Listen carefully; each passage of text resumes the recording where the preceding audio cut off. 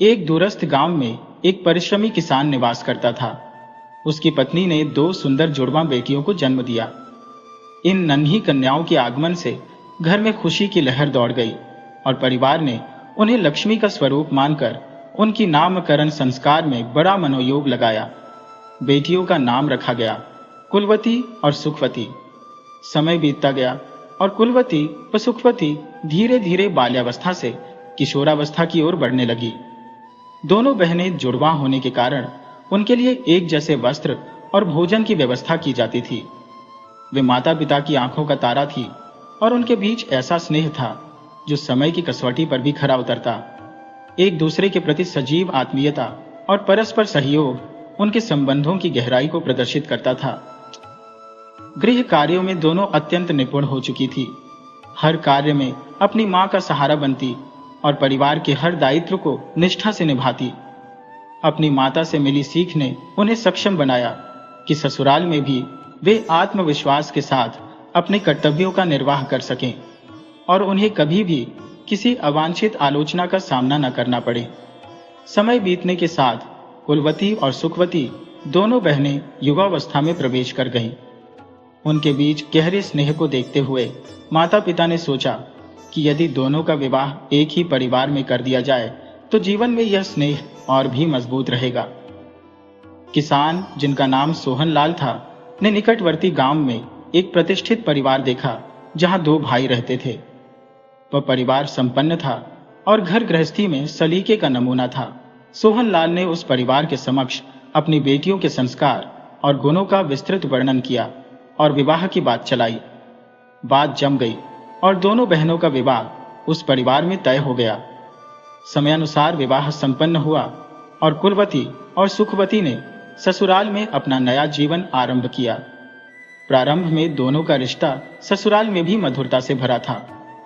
धीरे धीरे समय अपनी चाल से आगे बढ़ता गया और कुलवती, जो बड़ी थी, जेठानी के रूप में प्रतिष्ठित हो गई, जबकि सुखवती को देवरानी का दर्जा मिला। कुछ समय बाद उनकी सासू मां का निधन हो गया, जिससे घर का भार अब कुलवती के कंधों पर आ पड़ा। सास के गुजरने के बाद कुलवती अपने आप को घर की मालकिन समझने लगी और उसके व्यवहार में बदलाव आ गया। देखा गया है कि ससुराल में देवरानी जेठानी के बीच अक्सर मतभेद होते हैं, चाहे वे सगी बहनें ही क्यों न हों। विवाह से पूर्व जिनके संबंधों में स्नेह छलकता था, वे भी शादी के बाद जेठानी देवरानी बनने पर अक्सर विवादों का सामना करती है। अब कुलवती ने चाबियों का गुच्छा अपनी कमर पर बांध लिया और घर के हर कार्य में अपने अधिकार का प्रदर्शन करने लगी। सुखवती पर काम का बोझ डालने से भी वह नहीं चूकी। सुखवती, जो धर्मपरायण और धार्मिक अनुष्ठानों में निष्ठा रखने वाली थी, बिना किसी शिकायत के सभी कार्यों को निभाने लगी।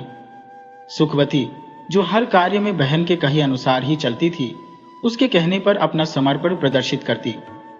कुलवती के मन में जो आता, सुखवती वह बिना किसी शिकायत के करती और कुलवती अपने अनुसार ही पूजा पाठ और अन्य कार्यों को अंजाम देती।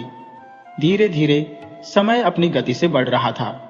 छोटी बहन सुखवती गर्भवती हो गई और इस बात से उसके प्रति घर में सम्मान बढ़ गया। दूसरी ओर कुलवती के पास अभी तक संतान का सुख नहीं था, जो उसके हृदय में ईर्ष्या का बीज बो रहा था। जब परिवार में यह चर्चा होने लगी कि सुखवती मां बनने वाली है, तो कुलवती का मन जलन से भर उठा। कुलवती के मन में यह विचार घर कर गया कि सुखवती की संतान के आने के बाद घर में उसकी प्रतिष्ठा और अधिक बढ़ जाएगी, जबकि मुझे तो बांझ ही कहा जाएगा। यह सोच उसे और अधिक कचोटने लगी और उसने मन ही मन यह निश्चय कर लिया कि जैसे ही उसकी बहन संतान को जन्म देगी, वह उसे हानि पहुंचाएगी। इसके विपरीत सुखवती अपनी बहन पर अत्यधिक विश्वास करती थी और अपने मन की हर बात उसे बताती। कुलवती जेठानी होने के बावजूद सुखवती की निष्ठा और आदर भाव में कमी नहीं आई थी।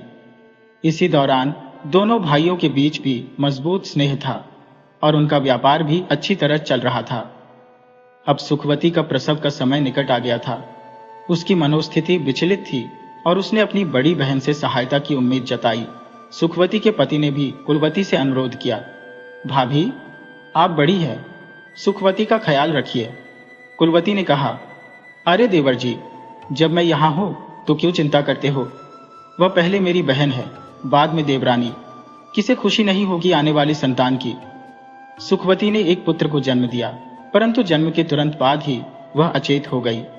इसी अवसर का लाभ उठाकर कुलवती ने उस मासूम का गला अपने हाथों से घोंटकर उसकी हत्या कर दी और सबको बता दिया कि सुखवती ने मृत संतान को जन्म दिया है। घर में मातम छा गया। कुलवती मन ही मन प्रसन्न थी, परंतु धीरे धीरे समाज के ताने और उसकी निसंतानता उसे भी खलने लगी। सुखवती अपने दुख से उभरने लगी और कुछ वर्षों बाद पुनः गर्भवती हो गई। घर में उसकी देखभाल हुई, परंतु जैसे ही उसने पुनः एक पुत्र को जन्म दिया, कुलवती ने एक बार फिर उसकी संतान को मार डाला और यही बहाना बनाया कि बच्चा मृत पैदा हुआ है। इस तरह से एक के बाद एक सुखवती ने 7 पुत्रों को जन्म दिया और 7 को कुलवती ने निर्दयता से मार दिया। यह सिलसिला सुखवती को भीतर से तोड़ता रहा, यहां तक कि वह मानसिक रूप से विक्षिप्त होने की स्थिति में पहुंच गई।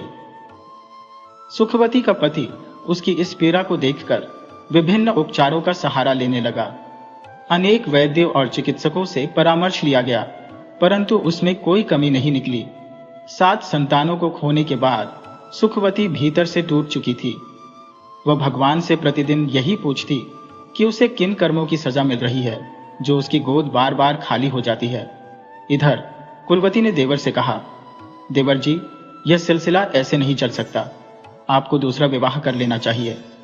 सुखवती का पति अंततः इस सुझाव पर सहमत हो गया। यह समाचार सुखवती के लिए सबसे बड़ा आघात था। टूटे हुए हृदय के साथ सुखवती को मायके वापस भेज दिया गया, जहां उसके भीतर का संताप और अधिक बढ़ गया। कुलपति और सुखवती को लेकर लोग धीरे धीरे बातें करने लगे। उन्होंने नाम दे दिया कुलवती, पर उससे तो कुल की रेखाएं नहीं चली।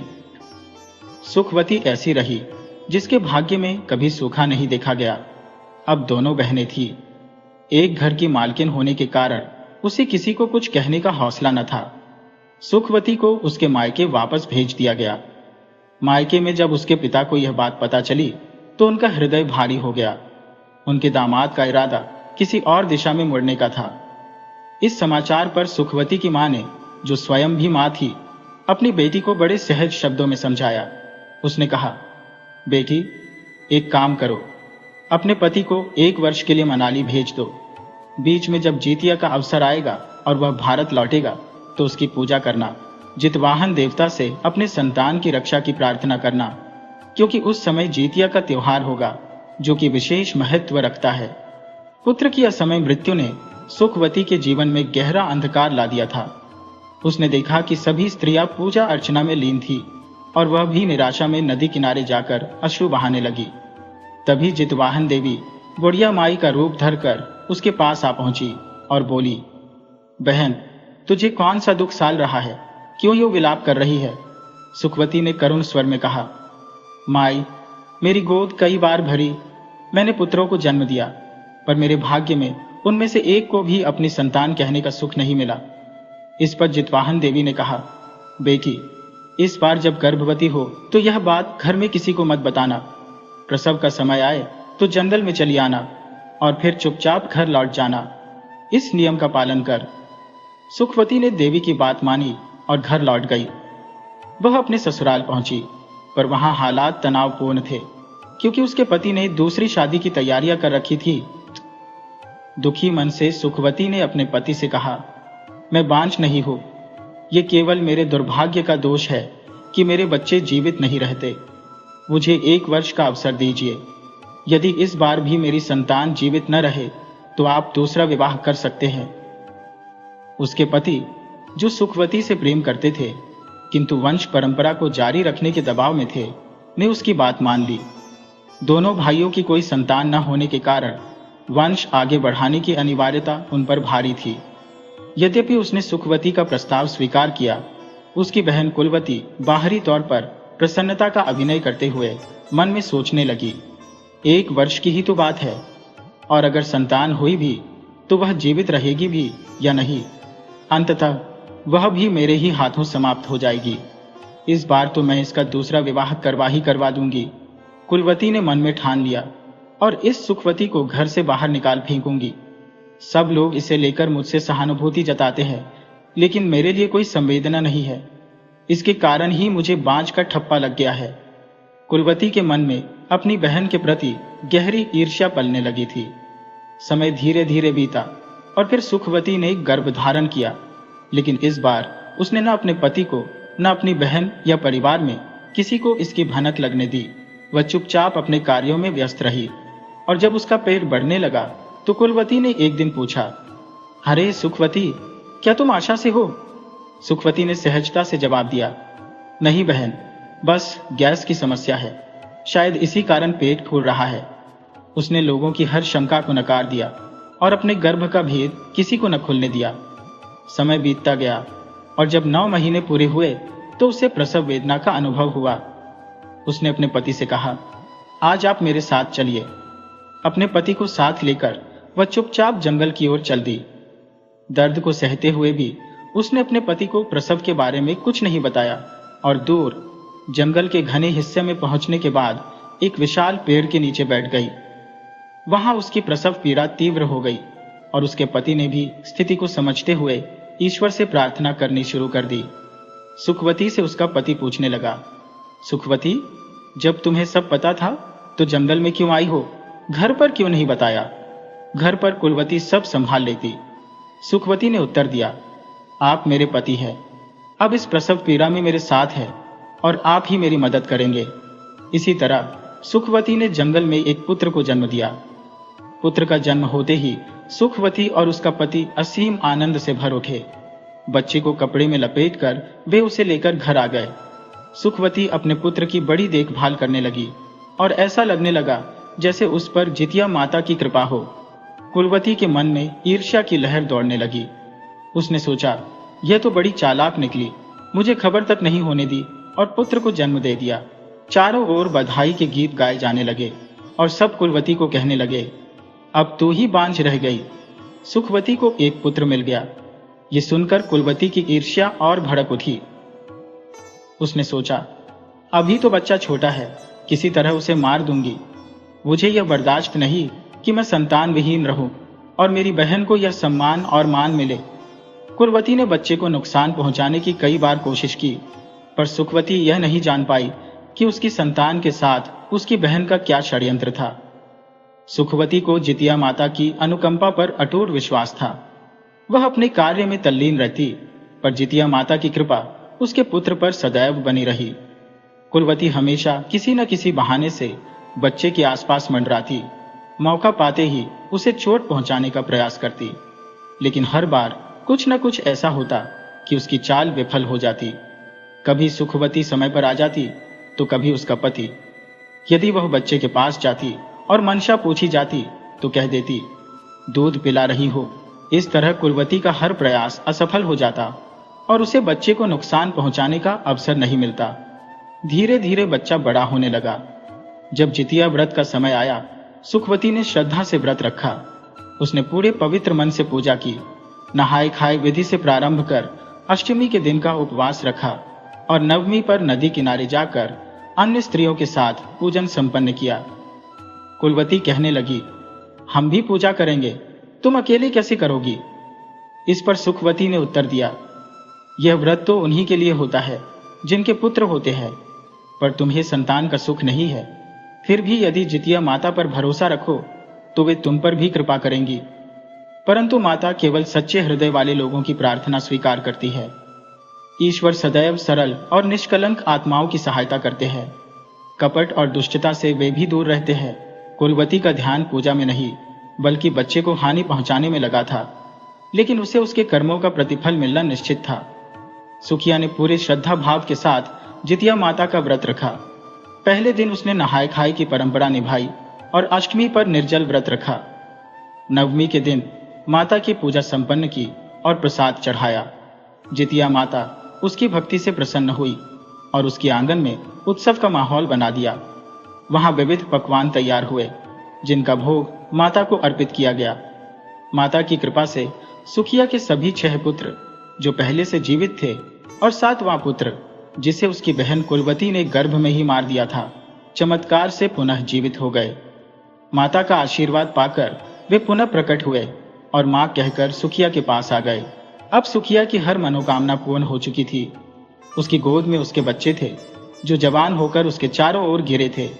ये चमत्कार देखकर सभी गांव वाले भी आश्चर्यचकित थे और इसे देखने के लिए आने लगे। उसने सोचा, अभी तो बच्चा छोटा है, किसी तरह उसे मार दूंगी। मुझे यह बर्दाश्त नहीं कि मैं संतान विहीन रहूं और मेरी बहन को यह सम्मान और मान मिले।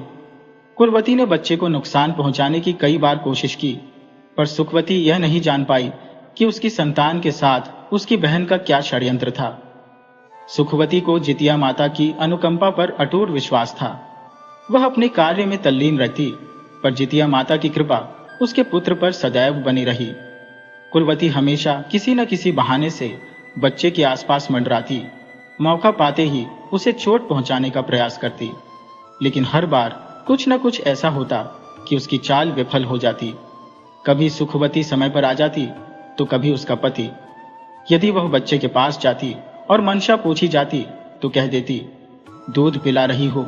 इस तरह कुलवती का हर प्रयास असफल हो जाता और उसे बच्चे को नुकसान पहुंचाने का अवसर नहीं मिलता। धीरे धीरे बच्चा बड़ा होने लगा। जब जितिया व्रत का समय आया, सुखवती ने श्रद्धा से व्रत रखा। उसने पूरे पवित्र मन से पूजा की, नहाए खाए विधि से प्रारंभ कर अष्टमी के दिन का उपवास रखा और नवमी पर नदी किनारे जाकर अन्य स्त्रियों के साथ पूजन संपन्न किया। कुलवती कहने लगी, हम भी पूजा करेंगे, तुम अकेली कैसे करोगी? इस पर सुखवती ने उत्तर दिया, यह व्रत तो उन्हीं के लिए होता है जिनके पुत्र होते हैं, पर तुम्हें संतान का सुख नहीं है। फिर भी यदि जितिया माता पर भरोसा रखो तो वे तुम पर भी कृपा करेंगी। परंतु माता केवल सच्चे हृदय वाले लोगों की प्रार्थना स्वीकार करती है। ईश्वर सदैव सरल और निष्कलंक आत्माओं की सहायता करते हैं। कपट और दुष्टता से वे भी दूर रहते हैं। कुलवती का ध्यान पूजा में नहीं बल्कि बच्चे को हानि पहुंचाने में लगा था, लेकिन उसे उसके कर्मों का प्रतिफल मिलना निश्चित था। सुखिया ने पूरे श्रद्धा भाव के साथ जितिया माता का व्रत रखा। पहले दिन उसने नहाय खाए की परंपरा निभाई और अष्टमी पर निर्जल व्रत रखा। नवमी के दिन माता की पूजा संपन्न की और प्रसाद चढ़ाया। जितिया माता उसकी भक्ति से प्रसन्न हुई और उसके आंगन में उत्सव का माहौल बना दिया। वहां विविध पकवान तैयार हुए जिनका भोग माता को अर्पित किया गया। माता की कृपा से सुखिया के सभी 6 पुत्र जो पहले से जीवित थे और 7वां पुत्र जिसे उसकी बहन कुलवती ने गर्भ में ही मार दिया था, चमत्कार से पुनः जीवित हो गए। माता का आशीर्वाद पाकर वे पुनः प्रकट हुए और मां कहकर सुखिया के पास आ गए। अब सुखिया की हर मनोकामना पूर्ण हो चुकी थी। उसकी गोद में उसके बच्चे थे जो जवान होकर उसके चारों ओर घिरे थे। ये चमत्कार देखकर सभी गांव वाले भी आश्चर्यचकित थे और इसे देखने के लिए आने लगे।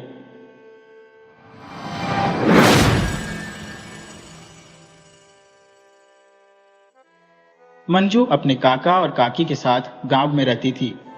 क्यों? क्योंकि मंजू के पिता की मानसिक स्थिति ठीक नहीं थी और इस वजह से उसकी मां अपने पति का इलाज कराने के लिए शहर ले गई थी। मंजू को अपनी काकी के ताने सुनने पड़ते। उसकी काकी कलावती अक्सर ऊंची आवाज में चिल्लाती, अरे ओ मंजू, कहां मर गई ये आलसी? आज तो मेरी छाती पर मूंग दल रही है ये। अगर आज ये काली कलूटी मेरे हाथ लग गई तो दोनों हाथों से इसकी आरती उतार दूंगी, और अगर नहीं किया तो मेरा नाम भी कलावती नहीं। वह फुफकारती हुई बोली, वो महारानी तो शहर में चयन कर रही है और इस लड़की को मेरे सिर पर छोड़ दिया है। अब अपने बच्चों को पालो या इनके बच्चों का बोझ उठाओ। गुस्से से झल्लाते हुए कलावती मंजू को पूरे घर में ढूंढने लगी। जैसे ही उसकी चीख मंजू के कानों तक पहुंची, वह छत से दौड़ते हुए बरामदे में आकर कलावती के सामने खड़ी हो गई। कुछ कहने की कोशिश कर ही रही थी कि कलावती ने बिना रुके दोनों हाथों से उस पर थप्पड़ों की बौछार कर दी। मंजू के गाल लाल हो चुके थे और उन पर अनगिनत थप्पड़ों के निशान उभर आए थे। गालियों की बौछारें अलग से मिल रही थी। मंजू के गालों पर पड़े थप्पड़ों की गूंज और कलावती की तीखी आवाज गूंज रही थी, जिससे वह कटु शब्दों की बौछार बरसा रही थी। आस पड़ोस के लोग समझ गए थे कि आज फिर बेचारी मंजू मूक प्राणी की तरह मार और अपशब्दों का विष पी रही है। उसकी अवस्था पर मोहल्ले के लोग मन ही मन तरस खाकर अफसोस जताते थे, मगर उसकी सहायता के लिए आगे बढ़ने वाली केवल उसकी बुआ मीना ही थी। बाकी सभी मूक दर्शक बने रहते। मीना आगे आकर कहने लगी, भाभी, अब बस करो, कितना मारोगी मंजू को? उसने कलावती का हाथ थाम लिया और बोली, अभी तो सूर्यास्त भी नहीं हुआ है और तुमने इसे इस तरह घेर लिया है। शाम ही हुई है और तुम इसे देर रात घर से बाहर रहने के लिए मार रही हो। देखो, उसके हाथों में क्रोशिया और ऊन है, वह स्वेटर बुन रही थी। कलावती गुस्से में भड़क उठी। अरे मीना, इस लड़की के चरित्र पर मुझे भरोसा नहीं है। रात का इंतजार क्यों करूं? ये काली कलूटी तो दिन के उजाले में ही जाने किसके साथ ऐश करके आ रही होगी। तभी पीछे से एक आवाज आई, चुप रहो कलावती, ये मंजू तो कुसुम के साथ मेरे घर में बैठकर स्वेटर बुन रही थी। अगर मेरी बात पर भरोसा नहीं तो सूरज भान से पूछ लो, जो वहीं धान की बोरियां भर रहा था। मंजू चुपचाप घर के अंदर चली गई और मीना भी उसके पीछे पीछे आई। उसके पास जाकर मीना ने कहा, बिटिया रो मत, मैं जानती हूं तू किसी गलत राह पर नहीं है, फिर भी तेरी काकी तुझे हर रोज ताने देती है। तेरे माँ बाप बीमार है और यहाँ तेरी काकी ने तेरा जीवन दूभर कर रखा है। मीना ने उसे ढांढस बंधाते हुए कहा, सब्र रख बिटिया, सब ठीक हो जाएगा। तुम्हारे बापू की हालत ठीक नहीं है, इसलिए जब तक तेरे माँ और बापू शहर से वापस नहीं आते तब तक तुझे काकी की बातें सहनी पड़ेंगी। बेटी चाहे जैसी हो, परंतु तुम यहाँ काका काकी के आश्रय में ही तो रह रही हो। मंजू, मीना की बातों से मंजू का मन टूट गया। उसकी आंखों से अश्रुधारा फूट पड़ी। मीना थोड़ी देर तक उसके पास बैठी रही और फिर अपने घर लौट गई। मीना के जाते ही कलावती फिर मंजू पर बिफर पड़ी। मंजू कहाँ मर गई? महारानी जी आराम फरमाने में व्यस्त है क्या? घर के कामकाज की कोई फिक्र है भी या नहीं? मंजू ने जवाब दिया, काकी, मैं आराम नहीं कर रही थी। इस पर कलावती ने फिर ताना मारा, नहीं सुन मंजू, शाम होने को है और रसोई अब तक खाली है, खाना भी अभी तक नहीं बना। और हाँ, आज मेरे भाई आए हुए हैं, आलू का पूना और मीठे चावल बना देना। इतने में कलावती का भाई आकर कहता है, कलावती यहाँ आओ, मुझे तुमसे कुछ अहम बात करनी है। कलावती ने पास आकर पूछा, हाँ भैया, क्या बात है? भाई ने कहा, देख कलावती, मैंने एक घर और लड़का देख लिया है। 4 बीघे की जमीन है, मिट्टी का घर भी है। लाल लड़का अपने 2 भाइयों और एक बहन के साथ रहता है। सास ससुर नहीं है और हंसा वहां रानी बनकर रहेगी। मुझे तो घर और वर दोनों ही अच्छे लगे हैं। कलावती ने सिर हिलाते हुए कहा, भैया, अगर तुम्हें पसंद आया है तो घर वर दोनों ही अच्छे होंगे, पर बात यह है कि जब तक मंजू की शादी नहीं हो जाती मैं हंसा के लिए कुछ नहीं सोच सकती। ये काली कलोटी को तो कोई लड़का पसंद ही नहीं कर रहा। जब तक ये विदा नहीं होगी तब तक मेरी हंसा का नंबर नहीं आएगा। भाई ने सांत्वना देते हुए कहा, कलावती, एक और लड़का है, उसकी शादी टूट चुकी है, अभी हाल ही में तलाक हुआ है। 4 भाइयों में सबसे छोटा है और मेडिकल स्टोर पर काम करता है। खास बात यह है कि उसे लड़की की सूरत नहीं बल्कि सीरत चाहिए। उसे ऐसी लड़की चाहिए जो घर और खेत दोनों का काम कर सके। मुझे लगता है मंजू के लिए यह प्रस्ताव उपयुक्त रहेगा। कलावती बोली, ठीक है भैया, कुछ भी करो, बस इस कलोटी से हमें मुक्ति मिल जाए ताकि हमारी हंसा भी चैन से ससुराल जा सके। भैया ने सहमति में सिर हिलाते हुए कहा, समझ लो कलावती, ये रिश्ता अगर तय हो गया तो अपने जेठ जेठानी और सास ससुर को राजी करना जरूरी होगा। कलावती ने निश्चय भरे स्वर में कहा, ठीक है भैया, मैं उनसे बात करती हूँ। तभी उसके मन में एक योजना कौंधी। उसने एक पत्र लिखा जिसमें उसने लिखी, प्यारे बाबूजी, यहाँ का समाचार कुशल है, फसल भी इस बार अच्छी हुई है। बड़े भैया की तबीयत अब कैसी है? वहाँ का सब समाचार कैसे है? मेरी बस यही प्रार्थना है कि बड़े भैया शीघ्र स्वस्थ हो जाए। कलावती आगे लिखती है, 2 दिन पहले गांव में गिरधारी भैया आए थे। मंजू के लिए एक प्रस्ताव बता रहे थे। लड़का 4 भाइयों में सबसे छोटा है, मेडिकल स्टोर पर कार्यरत है। कुछ समय पहले उसकी शादी हुई थी, परंतु उसकी पत्नी का चरित्र ठीक न होने के कारण तलाक हो गया। अब उस घर में नई बहू के लिए खोज जारी है और उन्हें लड़की की सुंदरता या रंग रूप से कोई लेना देना नहीं है। उन्हें एक मेहनती और घरेलू लड़की चाहिए। भैया बता रहे थे कि मंजू उस घर में पूरी स्वतंत्रता से रह सकेगी। खेत खलिहान का कोई काम नहीं करना होगा। लड़का नौकरी पर है और भविष्य में सब कुछ आप लोगों की राय पर निर्भर करेगा। बस भाभी जी को यह सब समझाते हुए मैं यही कह रही हूं भैया कि इतना ही पत्र में लिख दो। वह अपनी बात कहती जा रही थी और उसके भैया कलावती के लिए पत्र लिख रहे थे। उन्होंने कहा, ये लिफाफा लो, हम इसे पत्र में डाल देंगे। इस पर उसका भाई बोला, कलावती, एक बात समझ में नहीं आ रही है। तब कलावती, पूजा और उसके भाई ने पूछा, क्या बात समझ में नहीं आ रही? गिरधारी ने कहा, कलावती, जो तुमने लड़के की बात बताई है उसे तो तुम बाजार जाकर फोन पर भी बता सकती हो। इस पर कलावती ने कहा, भैया, टेलीफोन पर इतनी लंबी बात करने में 200 रुपए से ज्यादा खर्च हो जाते हैं। आज मंगरू चाचा बंबई जा रहे हैं, मैं उन्हें ये चिट्ठी दे दूंगी। बाबूजी से मिलने जाएंगे तो चिट्ठी भी दे देंगे। अच्छा, अब हम मंगरू चाचा के यहाँ होकर आते हैं। गिरधारी बोला, जैसा तुम ठीक समझो। तभी मीना बुआ आई और मंजू से पूछने लगी, मंजू, बाकी सब लोग कहाँ चले गए? इस पर मंजू ने कहा, आओ आओ, दादाजी की चिट्ठी आई है। काकी उसे गांव में पढ़वाने गई है। हंसा, मनीषा, जुगनू और रतन स्कूल गए हैं। मीना बुआ ने कहा, अपने बच्चों को तो स्कूल भेजती है और मंजू को घर और खेत के कामों में झोंक रखा है। जानवरों का गोबर उठवाती है, पानी भरवाती है, मानो नौकरानी ही बना रखा हो। मीना बुआ मन ही मन कलावती की बातें कोस रही थी, क्योंकि उसने अपनी जेठानी और उसके बच्चों के साथ भी ऐसा ही किया था। बिना कुछ कहे मीना बुआ उठकर चली गई।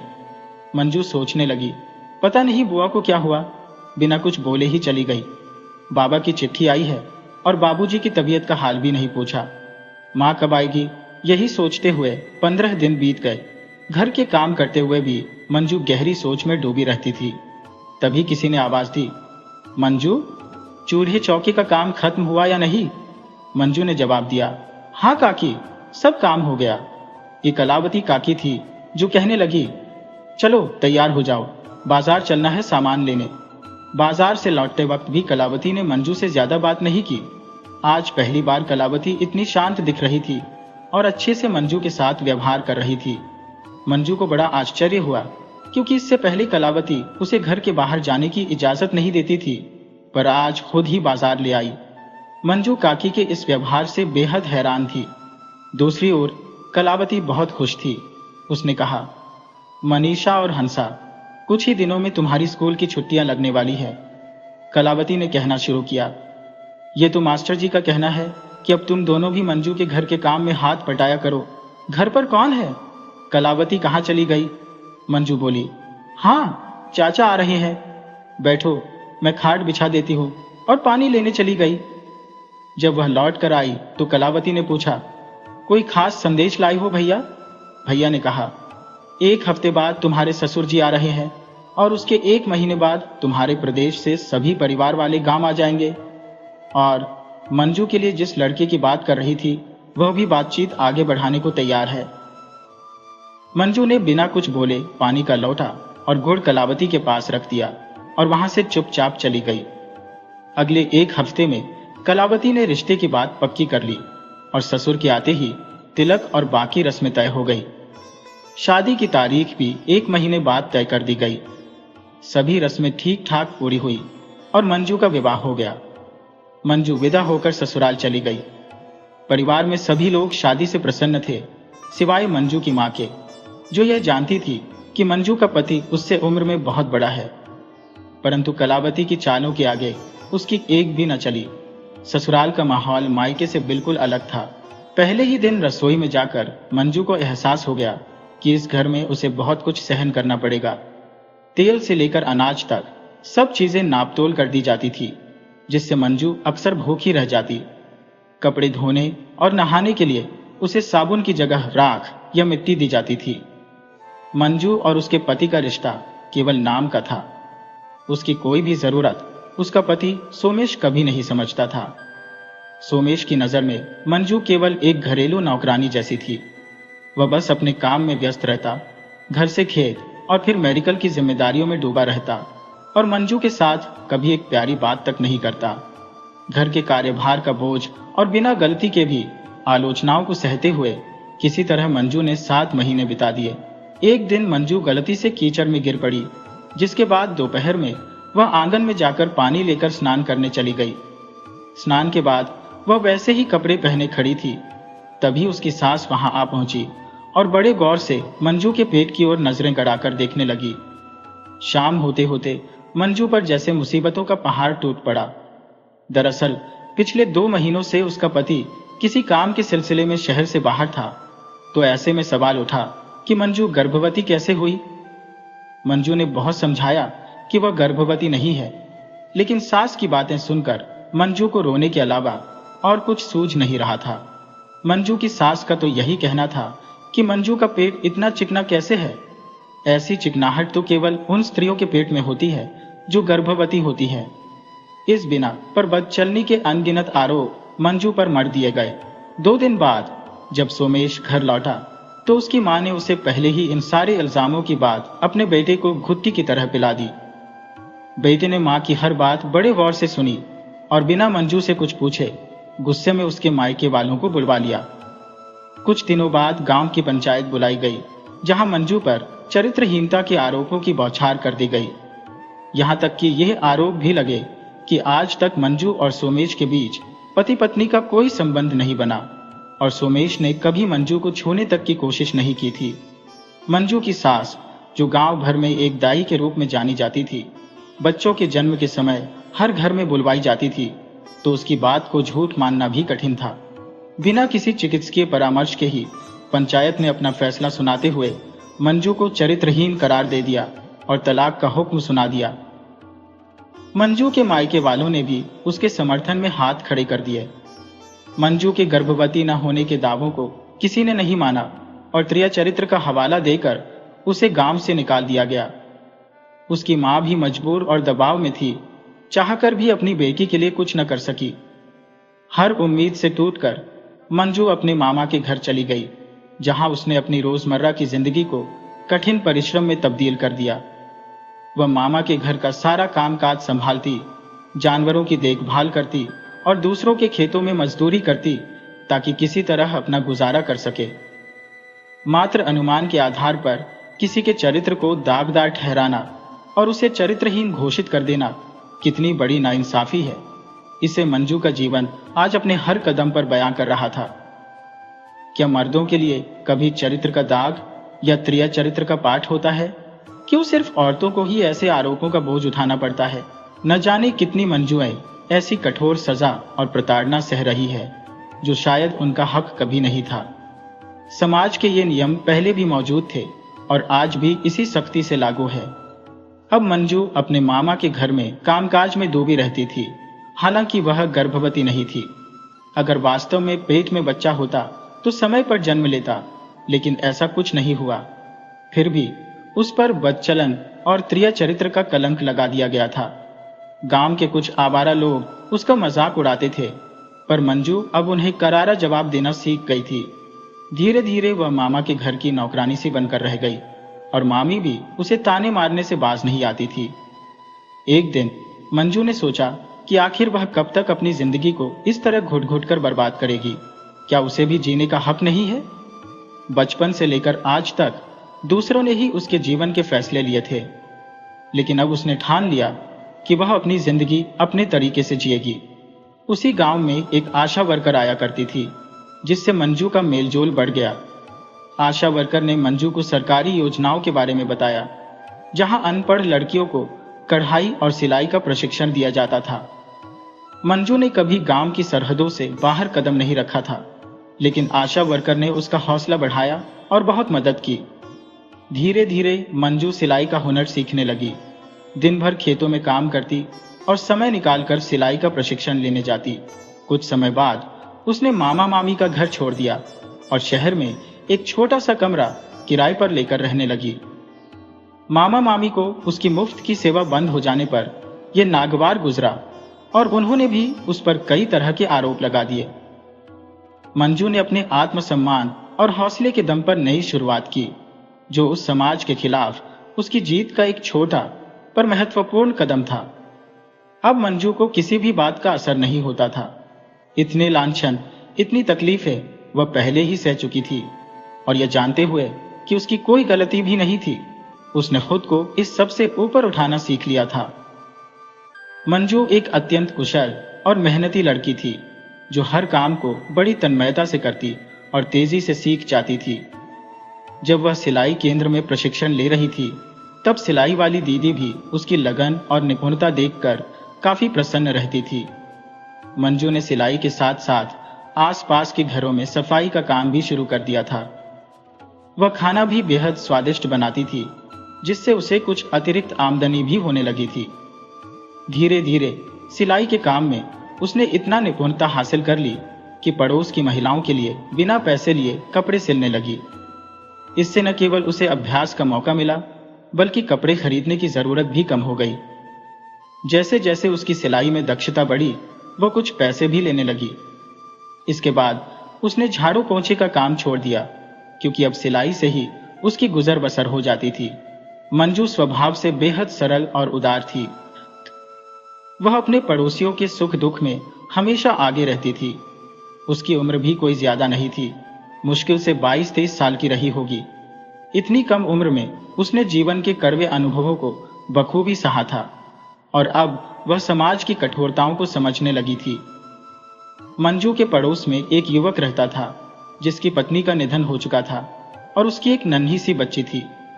वह युवक मन ही मन मंजू की सादगी और उसके गुणों का बहुत सम्मान करता था। अक्सर आते जाते वह मंजू को देखा करता, लेकिन मंजू ने कभी उस पर विशेष ध्यान नहीं दिया। धीरे धीरे ये बात उस युवक ने अपनी मां से साझा की।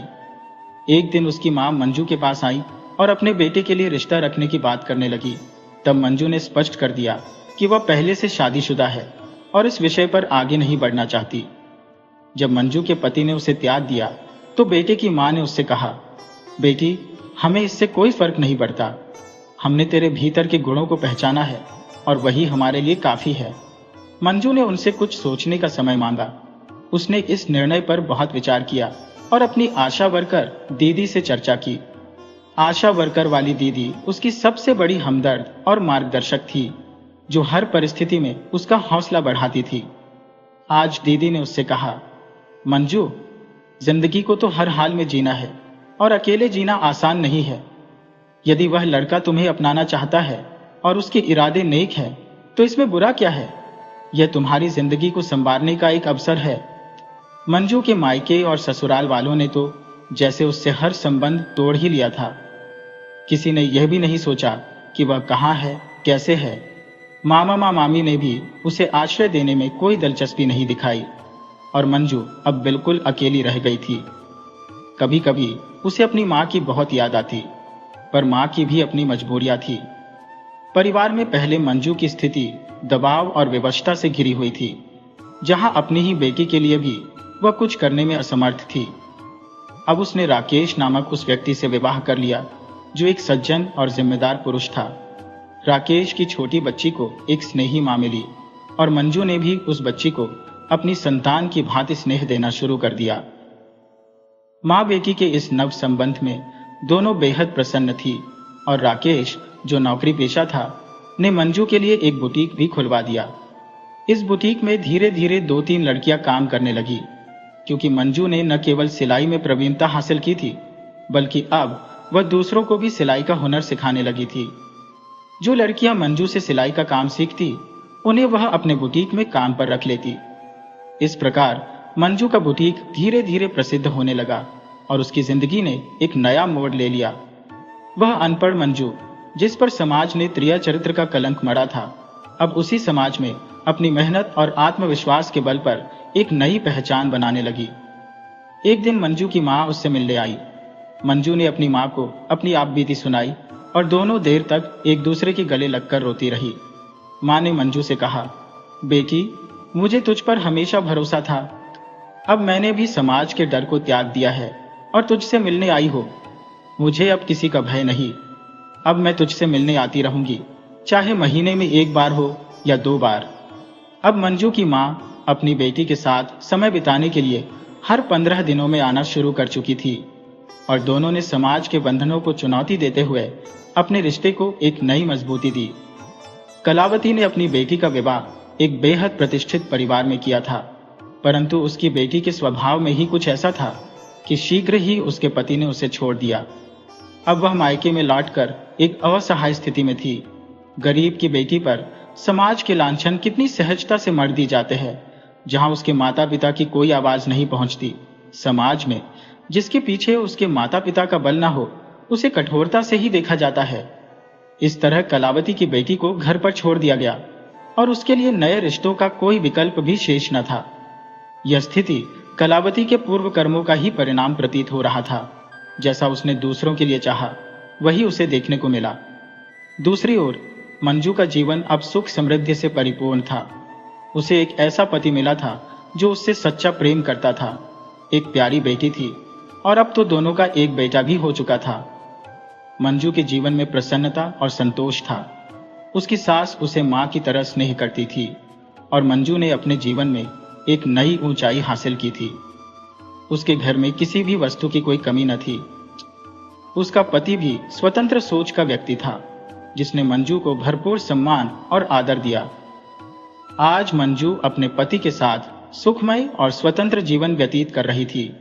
उसने उन लोगों को मुंहतोड़ उत्तर दिया जिन्होंने कभी उस पर त्रिया चरित्र के झूठे आरोप लगाए थे। मंजू ने अपने आत्मबल और संकल्प से यह सिद्ध कर दिया कि एक महिला को इतना भी नहीं दबाना चाहिए कि वह अपनी पहचान ही खो बैठे। अपने साहस और अपने कर्मों से उसने अपनी बात मनवा ली और समाज के ताने बाने को चुनौती देते हुए एक नई कहानी लिख डाली, जिसने आलोचकों की बोलती बंद कर दी।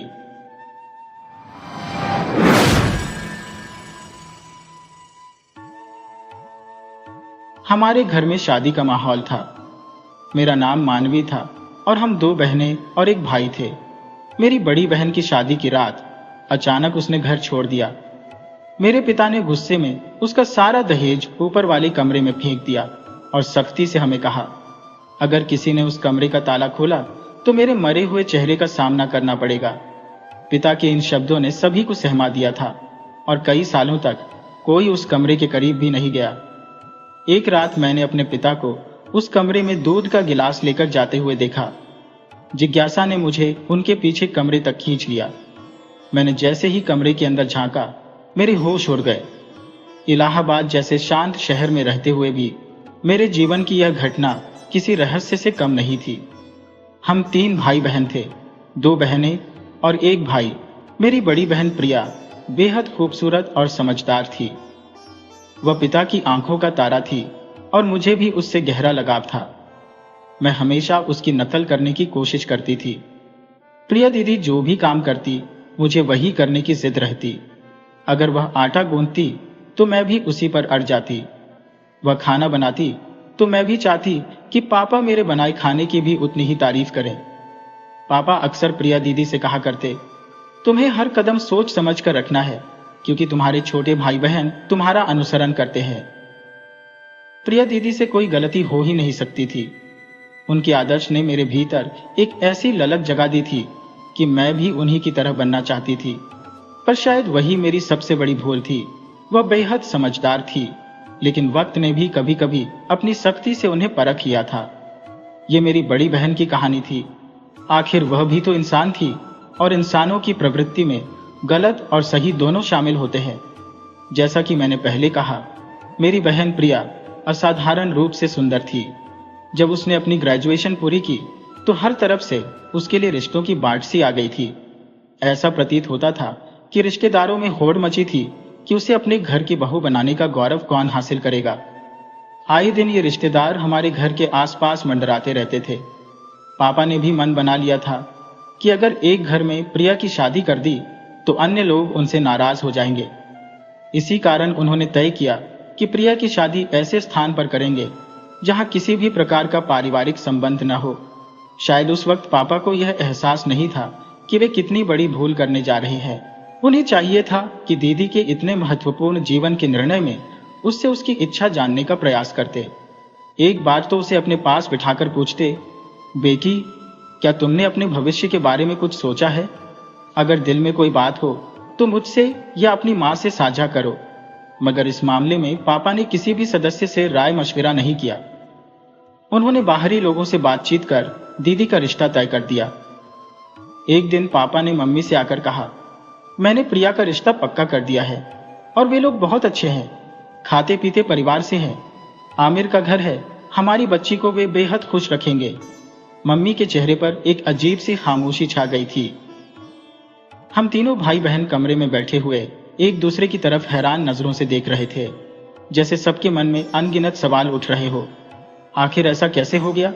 क्यों हुआ और कैसे हो सकता है? मम्मी कुछ कहने की स्थिति में नहीं थी, मगर धीरे धीरे उन्होंने संयमित होते हुए कहा, देखिए जी, ये कैसे संभव है? दीदी इस सोच में खो गई थी। अगले दिन मम्मी हमारे कमरे में आई और प्रिया से बोली, अच्छे से तैयार हो जाना, आज तुम्हें देखने लड़के वाले आ रहे हैं। दीदी इस बात को सुनकर खुद को रोक नहीं सकी और बोली, मम्मी, मुझे पापा से इस तरह के अचानक फैसले की उम्मीद नहीं थी। मम्मी यह सुनकर चौंक गई। उन्होंने प्रिया का हाथ थाम लिया और बड़ी नरमी से बोली, मेरी प्यारी बच्ची, अगर तुम्हारे मन में किसी के लिए कोई जगह है या किसी ने तुमसे विवाह का वादा किया है तो निसंकोच मुझे बता दो। मैं तुम्हें यह यकीन दिलाती हूँ कि अगर तुम्हारी पसंद सही हुई तो तुम्हारी शादी उसी इंसान से करवाने में मैं कोई कसर नहीं छोड़ूंगी जहां तुमने कहा। दीदी ने ना में सिर हिलाया और बोली, नहीं मम्मी, ऐसी कोई बात नहीं है। मगर मेरे दिल के कोनों में अजीबोगरीब ख्यालों का जाल फैल गया था। मुझे लग रहा था कि यह शादी मेरे जीवन में खुशियों का आंगन नहीं लाएगी, बल्कि मेरी किस्मत की उलझनों का आरंभ बनेगी। मम्मी दीदी की बात सुनकर तड़प उठी। उन्होंने कहा, प्रिया, ऐसी बातें करने से पहले क्या तुमने सोचा कि एक माँ के दिल पर क्या बीतेगी? उसके बाद वे लोग दीदी को देखने के लिए आ पहुंचे। उनमें एक बुजुर्ग महिला और एक युवा लड़की शामिल थी। उन्होंने कहा कि लड़के की माँ बीमार है, अस्पताल में भर्ती है और कोमा में है। इसी कारणवश वहां लड़के की दादी और बहन आई है। तब मम्मी ने मुझसे कहा, मानवी, जाओ और दीदी को अपने साथ ले आओ। लड़के की दादी ने दीदी पर अपनी ममता की छांव बरसाई थी। उनके साथ आई वह लड़की भी सहज और सौम्य प्रतीत हो रही थी, जिसने दीदी को भाभी कहकर संबोधित करना पहले ही आरंभ कर दिया था। फिर क्या था, दादी ने दीदी के हाथ पर शगुन के पैसे रख दिए। सच कहूं तो यह देखकर मेरे दिल को एक अजीब सी तसल्ली मिली। मैंने कहा, प्रिय, तुम्हारी क्या सोच है इस बारे में? दीदी शर्म से लाल हो गई। उनके गालों पर गुलाबी रंग और गहरा हो गया। उन्होंने मम्मी से कहा, मुझे इस रिश्ते से कोई ऐतराज नहीं है। ये सुनते ही हमारे घर में खुशी की लहर दौड़ पड़ी, लेकिन किसी को यह आभास न था कि यह हंसी खुशी का माहौल जल्द ही गम में बदलने वाला है। शादी की तैयारियां धूमधाम से चल रही थी। सब कुछ सही सलामत लग रहा था, कोई अड़चन दिखाई न दे रही थी। दीदी भी इस खुशी में पूरी तरह से शरीक हो रही थी। अपनी जरूरत की हर चीज बड़े मन से जुटा रही थी। कपड़े, जूते सब खुद ही चुन रही थी। बारात के लिए तो उन्होंने अपना पसंदीदा ब्यूटी पार्लर भी तय कर लिया था। घर में किसी के मन में यह ख्याल तक न था कि दीदी अपने मन में कुछ और ठान कर बैठी थी। हम सभी अत्यंत उत्साहित थे। मैंने तो हफ्ता भर पहले ही ढोलकी का बंदोबस्त कर लिया था। हालांकि मम्मी ने मुझे समझाया था कि लड़कियों की शादी में इतनी जल्दी ढोलकी नहीं बजाई जाती, पर मैं कहाँ मानने वाली थी। हम दिल खोलकर गाने गाते और मस्ती करते। दीदी के लिए गीत फरमाइश पर गाए जाते। लग रहा था कि यदि शर्मोहैया न होती तो शायद दीदी भी हमारे साथ सुर में सुर मिलाने लगती।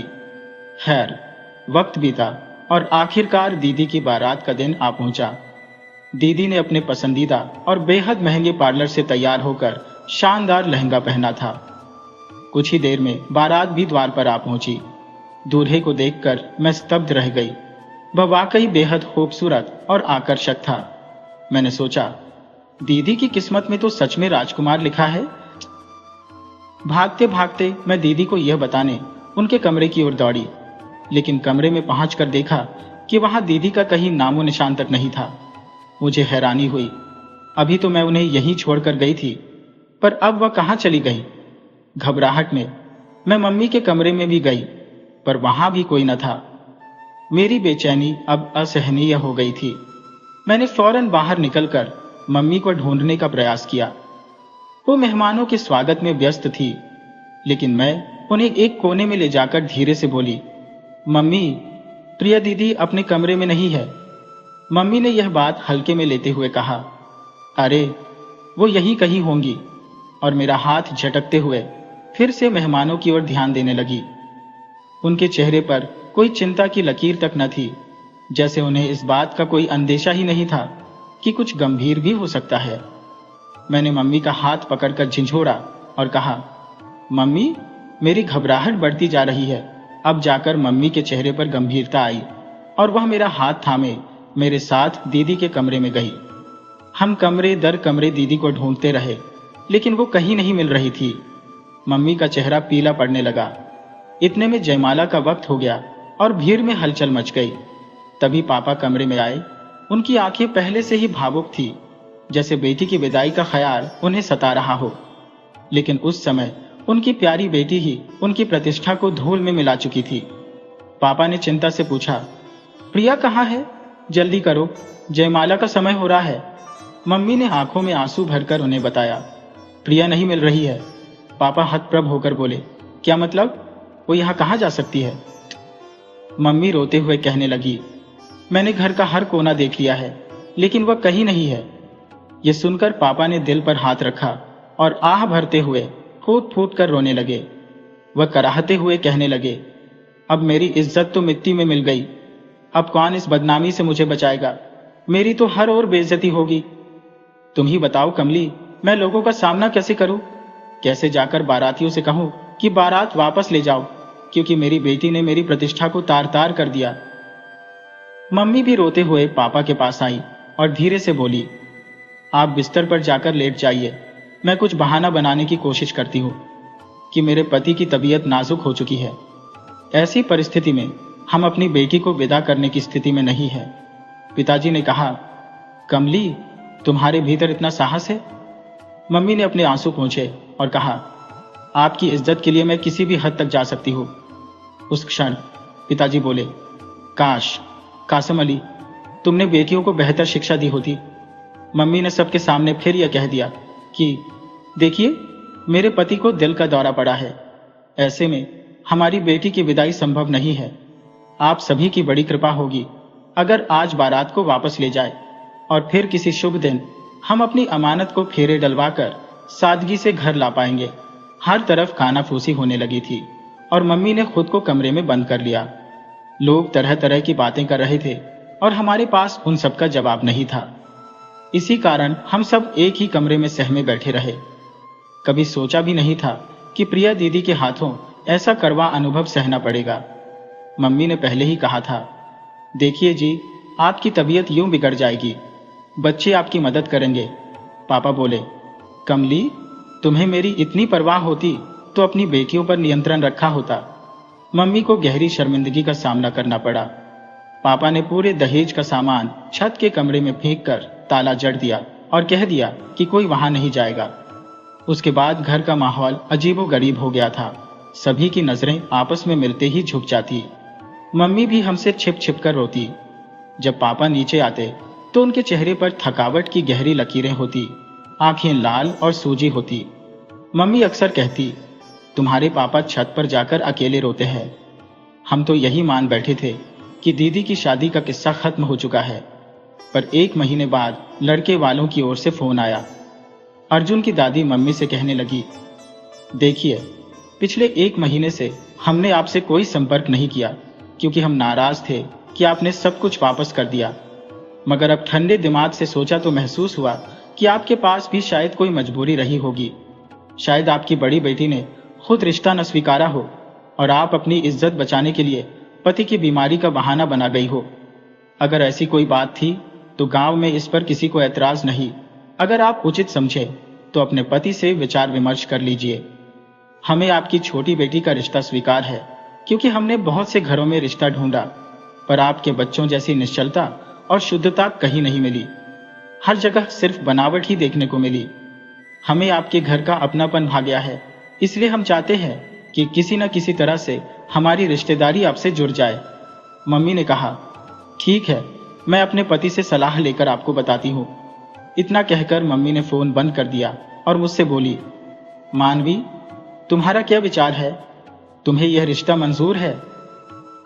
मैंने कंधे उचका दिए और कहा, दीदी के जाने के बाद पापा ने जैसे मेरा जीवन कठिन कर दिया है। वे मुझे नफरत की नजरों से देखते हैं। मैं चाहती हूँ कि किसी तरह ये रात जल्दी बीत जाए और मैं यहाँ से दूर हो जाऊं, कभी लौट कर ना आओ। मम्मी ने गले से लगाकर रोते हुए कहा, बेटी, ये हमारे नसीब का खेल है। किसी की गलती की सजा कभी दूसरों को मिलती है? ऐसा ही तुम्हारे साथ हो रहा है। मैं सोचती हूँ कि तुम्हारी किस्मत बदल जाए, पर मैं क्या करूं? मेरा खुद का दिल टूटा हुआ है, हाथ बंधे हैं। मैंने खुद को संभालते हुए कहा, मम्मी आप चिंता मत करें, भगवान सब अच्छा करेगा। इतना कहकर मैं अपने कमरे में चली गई, क्योंकि पापा के घर आने का समय हो गया था। आज मेरा दिल अजीब ढंग से धड़क रहा था, मानो मेरी तकदीर का फैसला आज ही होना है। जैसे ही घर का दरवाजा खुला, मैं अपने कमरे की खिड़की के पास बैठ गई। पापा घर में दाखिल हुए, चारों ओर नजर दौड़ाई और आंगन को सूना पाकर दबे पांव रसोई की तरफ बढ़े। उनके इस व्यवहार पर मुझे बहुत हैरानी हुई। थोड़ी देर बाद वे रसोई से वापस आए। उनके हाथ में दूध का गिलास था। उन्होंने चारों ओर देखा, मानो किसी बड़े एहतियात से कुछ छिपा रहे हो। पापा धीरे धीरे किचन में गए, एक गिलास दूध उठाया और फिर सावधानी से सीढ़ियां चढ़ते हुए छत की ओर चले गए। मैं खिड़की में बैठी यह सब देखकर हक्की बक्की रह गई। पापा का यह खुफिया अंदाज उनकी इस साधारण क्रिया को बेहद खास बना रहा था।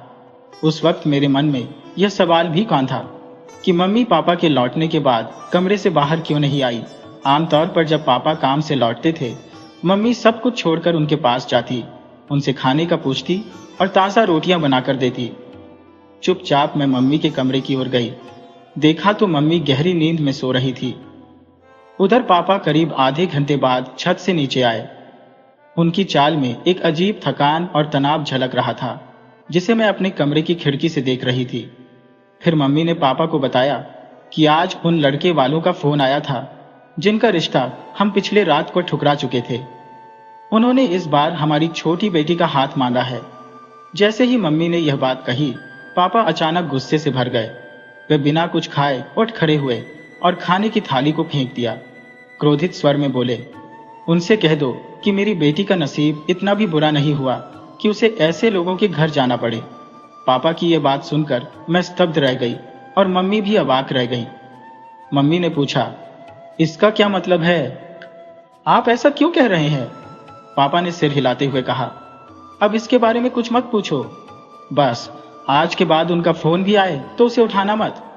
ये सुनकर मम्मी का चेहरा गुस्से से तमतमा उठा। वे बोली, जी आपको अपनी अक्ल पर बड़ा नाज था। आप तो खुद को बड़ा समझदार मानते थे। आप तो हमेशा कहते थे कि औरतें कम समझदार होती हैं। फिर आपसे इतनी बड़ी चूक कैसे हो गई? कैसे आप मेरी प्रिया का रिश्ता उन लोगों में तय कर रहे थे जो अच्छे नहीं थे? पापा ने गुस्से में दरवाजे को धक्का मारा और घर से बाहर निकल गए। मम्मी का सब्र टूट गया। वे फूट फूट कर रोने लगी और बोली, अगर मेरी मानते तो यह दिन कभी न देखना पड़ता। इन्होंने मेरी कभी नहीं सुनी और मेरी जिंदगी को बर्बाद कर दिया। अब मैं तुमसे क्या कहूं? मैं घर में होते हुए भी अपने कमरे से बाहर नहीं निकलती थी। मम्मी हर वक्त दीदी के दुख में डूबी रहती थी और भाई स्कूल, ट्यूशन और फिर क्रिकेट में खुद को उलझाए रखता था, जैसे वह भी इस घर के माहौल से दूर भागना चाहता था। अब अक्सर मैंने पापा को छत पर दूध का गिलास लेकर जाते देखा था। मैं समझ नहीं पा रही थी कि पापा दूध का गिलास छत पर क्यों लेकर जाते हैं। इसी बात ने मुझे परेशान कर रखा था। नींद उड़ चुकी थी और हर वक्त दीदी की याद में आंखें नम रहती थी, क्योंकि वह मेरी बहुत अच्छी दोस्त भी थी। मुझे यकीन नहीं होता कि दीदी इतना गलत कदम उठा सकती है। रात गहरी हो चली थी। बाहर कुत्तों के भौंकने की आवाज आ रही थी। मैं उठकर अपने कमरे की खिड़की में बैठ गई। तभी मुझे आंगन में किसी के चलने की आहट महसूस हुई। ध्यान से देखा तो वह और कोई नहीं, पापा ही थे। उन्हें इस तरह देख मैं स्तब्ध रह गई। उनकी चाल में एक मजबूरी सी झलक रही थी और आज पहली बार मुझे उन पर तरस भी आ रहा था। परंतु उन्होंने फिर से छत की ओर कदम बढ़ा दिए और वह कमरा जो उन्होंने दीदी के दहेज के सामान से भर रखा था, खुला हुआ था और अंदर से हल्की रोशनी भी आ रही थी। जिज्ञासा से मैं चुपचाप उनके पीछे पीछे चलने लगी। देखना चाहती थी कि आखिर माजरा क्या है। दरवाजा खुला हुआ था तो मैंने अंदर झांक कर देखा। सामने दीदी बैठी हुई थी। ये देख मेरी रूह कांप उठी।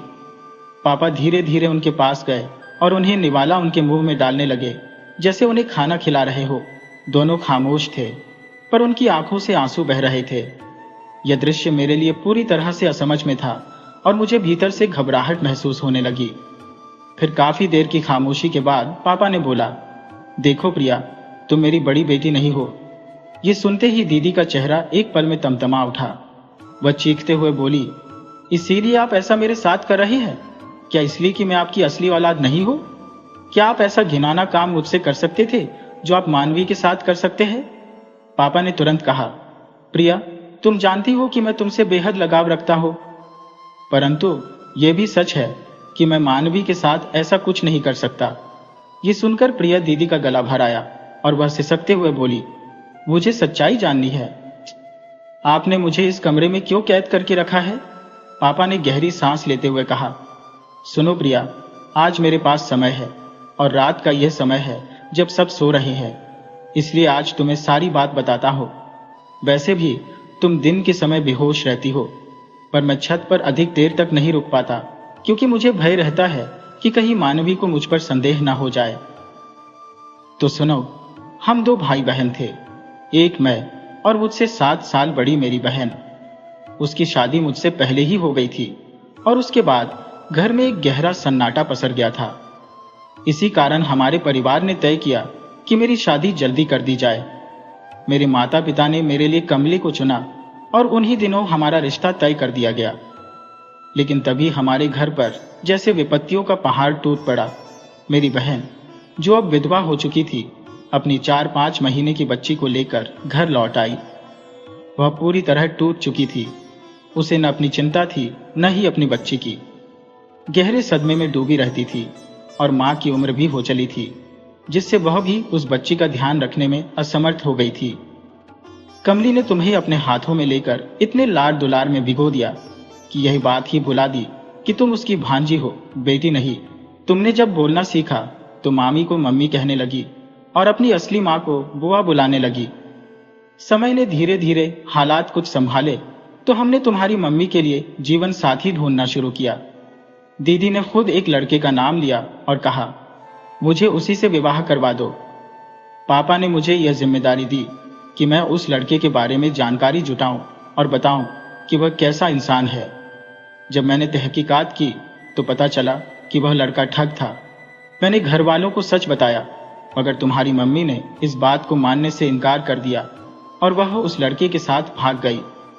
ये सोचकर मेरे दिल में एक डर घर कर गया कि कहीं तुम भी अपनी मम्मी के नक्शेकदम पर न चल पड़ो। इसी डर के कारण मैंने जल्दी जल्दी तुम्हारा रिश्ता तय किया और जल्द ही तुम्हारी शादी पक्की कर दी। जब हमने यह रिश्ता तय किया था तब लड़के की मां कोमा में थी। उसकी दादी और बहन से ही सारी बातें हुई थी। मुझे लगा कि सब ठीक हो जाएगा और यह शादी जल्दी संपन्न हो जाएगी। लेकिन फिर कुछ ऐसा हुआ जिसकी मैंने कल्पना नहीं की थी। जिस दिन तुम्हारी बारात आई उसी दिन लड़की की मां ठीक होकर बारात में आ पहुंची। और तुम जानती हो वह कौन थी? वह तुम्हारी असली मां थी, मेरी बहन, तुम्हारी मां। यानी वह लड़का वास्तव में तुम्हारा भाई था। इस खुलासे ने मुझे भीतर तक हिला दिया।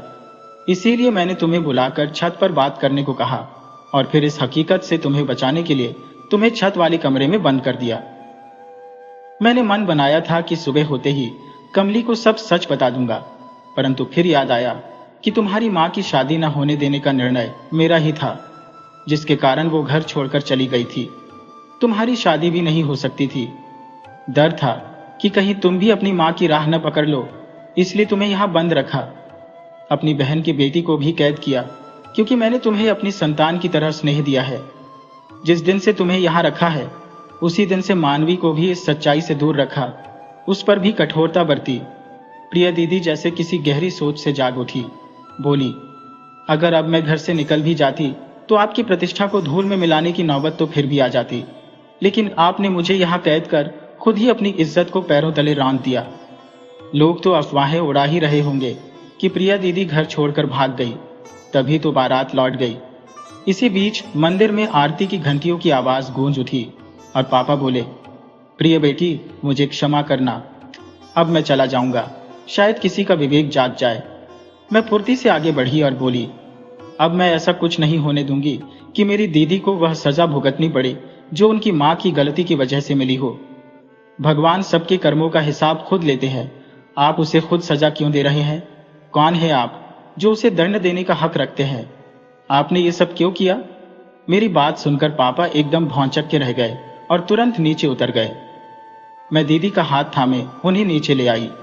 पापा उस समय बेहद लज्जित दिख रहे थे। सुबह से गए थे और अब रात में ही घर लौटे थे। उस दिन हम सभी भाई बहनों ने पापा को मानो एक आंतरिक अदालत में खड़ा कर लिया था। मम्मी इस अदालत की जज बनी और पापा हम सब से रो रो कर माफी मांगने लगे। सबसे पहले दीदी ने ही पापा को माफ कर दिया, जिससे माहौल थोड़ा शांत हुआ। फिर हम सब ने भी दीदी की बात पर सहमति जताई और पापा को माफी दे दी। पापा ने दीदी को अपनी माँ से मिलने की अनुमति दी और कुछ समय बाद दीदी के लिए एक अच्छा रिश्ता भी तय कर दिया। अब दीदी की शादी होने वाली है और हम सभी को लगने लगा है कि वह कठिन दौर अब पीछे छूट गया है। आगे केवल खुशियां ही खुशियां होंगी। यह एक प्रेरणादायक कहानी है, लेकिन आप सभी से यही निवेदन है कि ऐसी परिस्थिति में कभी भी घर छोड़कर भागने का निर्णय न लें। अपनी बात को सच्चाई और साहस के साथ अपने माता पिता के सामने रखिए, क्योंकि भागना किसी भी समस्या का समाधान नहीं है। आपके माता पिता भी आपकी भावनाओं को समझेंगे और आपके हित की सोचेंगे, क्योंकि हर माता पिता अपनी संतान का ही भला चाहते हैं। अगर यह कहानी आपको प्रेरणा देती है तो इसे दूसरों के साथ भी शेयर करें।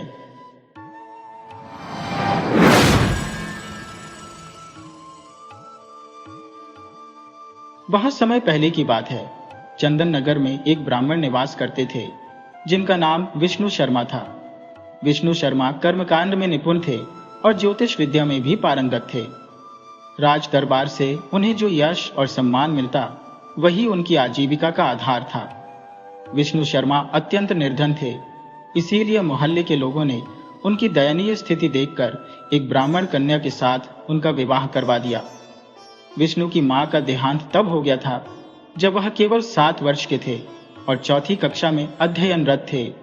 उनके पिता श्री राम किशन जी उस समय के प्रसिद्ध ज्योतिषाचार्य थे और दरबार में अपनी सेवा प्रदान करते थे।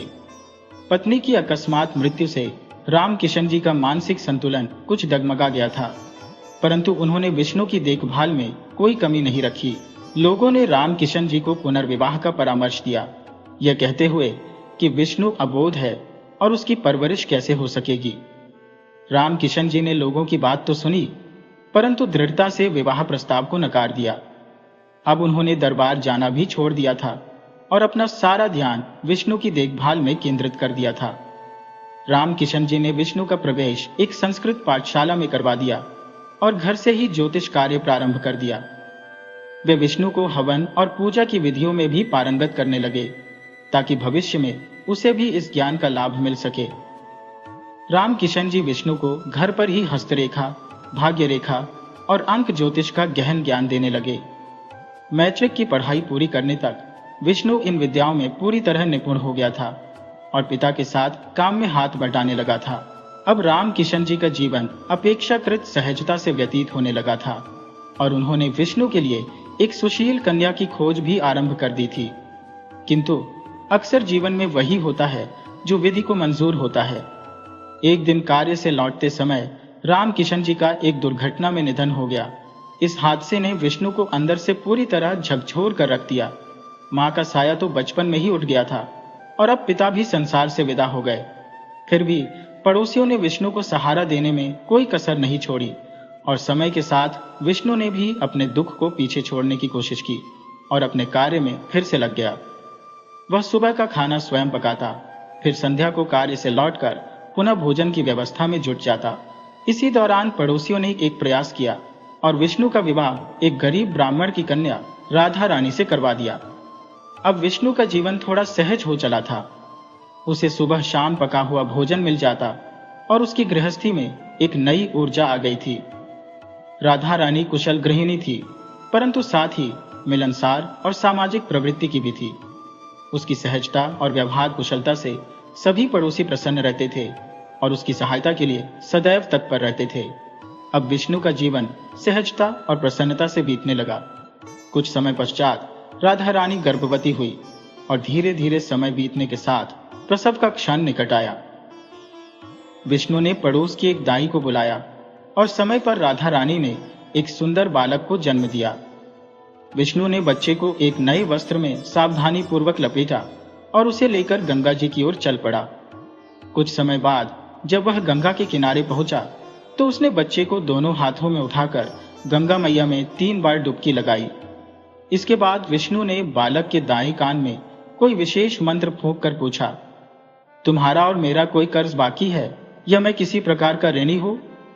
बालक ने उत्तर दिया, तुम्हारे ऊपर मेरे रुपये 50 का उधार शेष है जो तुमने लौटाया नहीं, और तुम्हारे वंशजों ने भी उसे चुकता नहीं किया।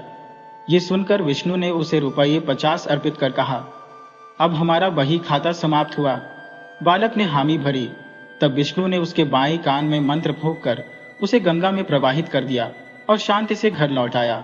घर पहुंचकर विष्णु ने राधा रानी को समझाया कि वह बालक उसके ऊपर शेष कर्ज के लिए ही जन्मा था और कर्ज चुकता करके उसे मुक्त कर दिया गया।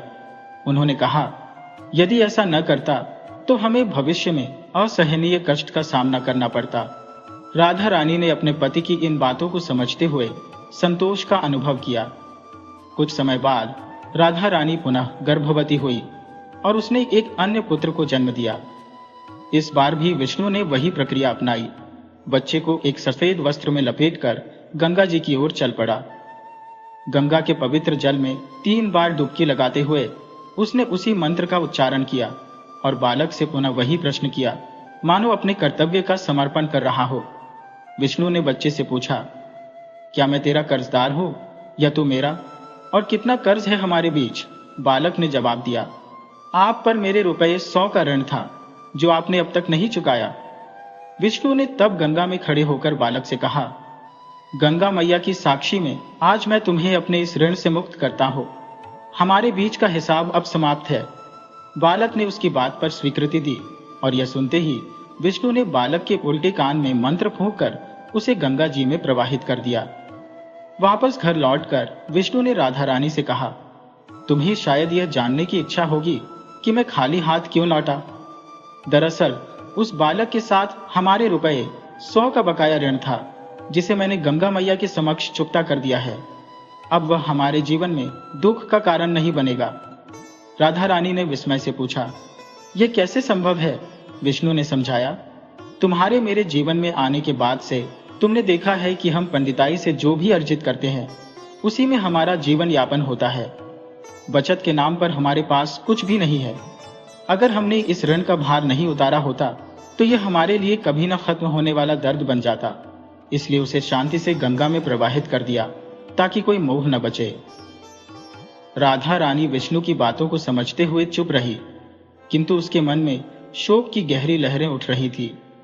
मां का दिल था उसका, और बच्चे को गोद में लेने का सुख उसने अब तक अनुभव नहीं किया था। भीतर ही भीतर वह टूटती जा रही थी।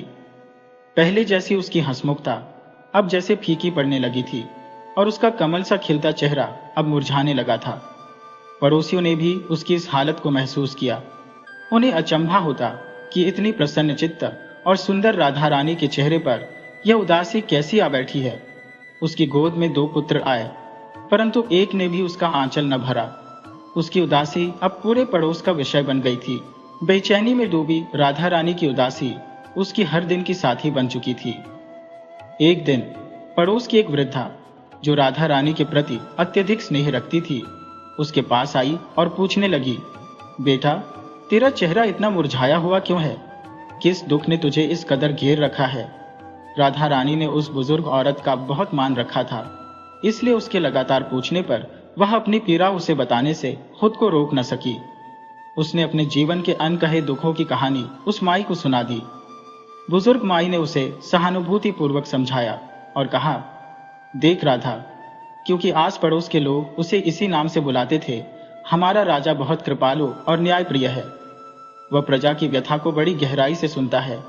कल तू मेरे साथ चलना, तेरे मन की सारी बात हम राज दरबार में राजा से कहेंगे। राधा रानी ने सहमति में सिर हिलाया और तय किया कि वह अपनी व्यथा राजा के सामने रखेगी। अगले ही दिन जैसे ही पंडित विष्णु अपने कार्य पर निकले, वृद्धा माई ने आकर कहा, राधा चल, आज राजा से मिलकर तेरा दुख बांटने का दिन है। राधा रानी मन ही मन तैयार थी, इसलिए माई के साथ राज दरबार के लिए चल पड़ी।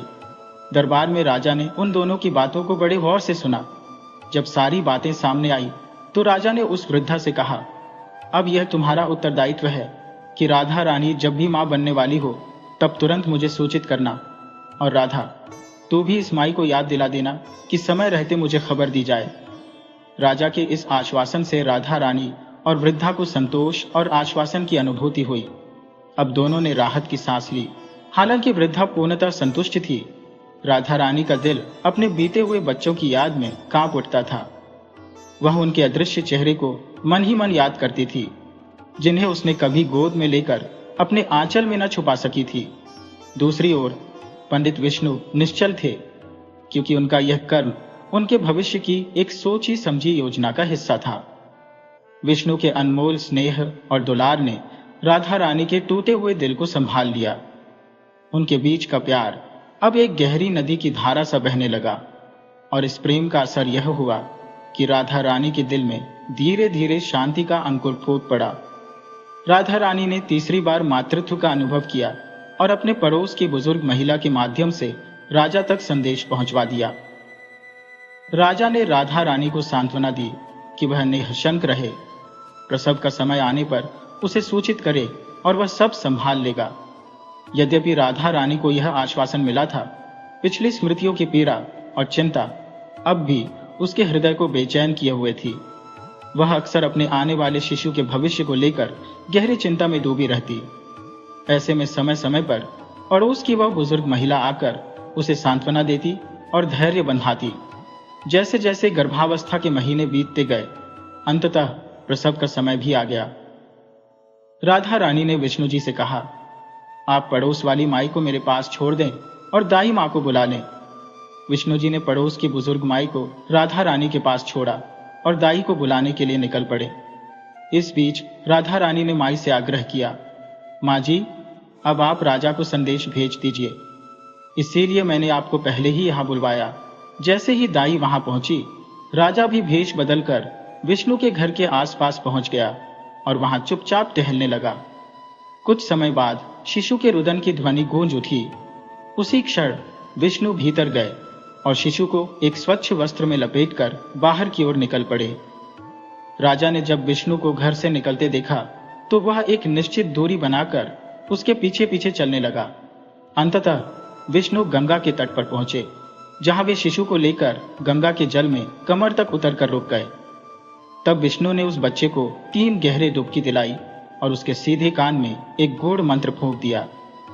अब बच्चा बोलने की शक्ति प्राप्त कर चुका था। इसके बाद पंडित जी ने उससे प्रश्न किया, बताओ, क्या मेरा ऋण तुम्हारे ऊपर है या तुम्हारा मेरे ऊपर? बच्चा बोला, मेरा आपके ऊपर ऋण है। फिर पंडित जी ने पूछा, और कितना? बच्चे ने कहा, आपका मुझ पर रुपये 5,000 का कर्ज था, जो मेरे बच्चों ने भी अभी तक नहीं चुकाया है। इस पर विष्णु ने अपनी संतुष्टि के लिए फिर से पूछा, ध्यान से देख लो, हम गंगा में खड़े हैं, सच सच कहना नहीं तो गंगा मैया का दोष लगेगा। ये सुनकर बच्चे ने कहा, मैं सच कह रहा हूं, मेरे ऊपर आपके रुपए 5,000 का ऋण है। इसके बाद विष्णु ने बच्चे के उलटे कान में फिर से मंत्र फूंका, जिससे वह बच्चा अपने वास्तविक रूप में आ गया और रोने लगा। राजा साहिब कुछ दूरी पर खड़े यह सब देख रहे थे। फिर विष्णु ने उस बच्चे को गंगा में डुबकी लगवाना प्रारंभ कर दिया। उसके साथ ही राजा और खोजकर्ता भी वहीं थे। 3 गहरे डुबकी दिलाने के बाद विष्णु ने बच्चे को कपड़े में लपेटा और उसे किनारे पर ले आए। विष्णु ने गंगा को नमन किया और किनारे पर आ गए।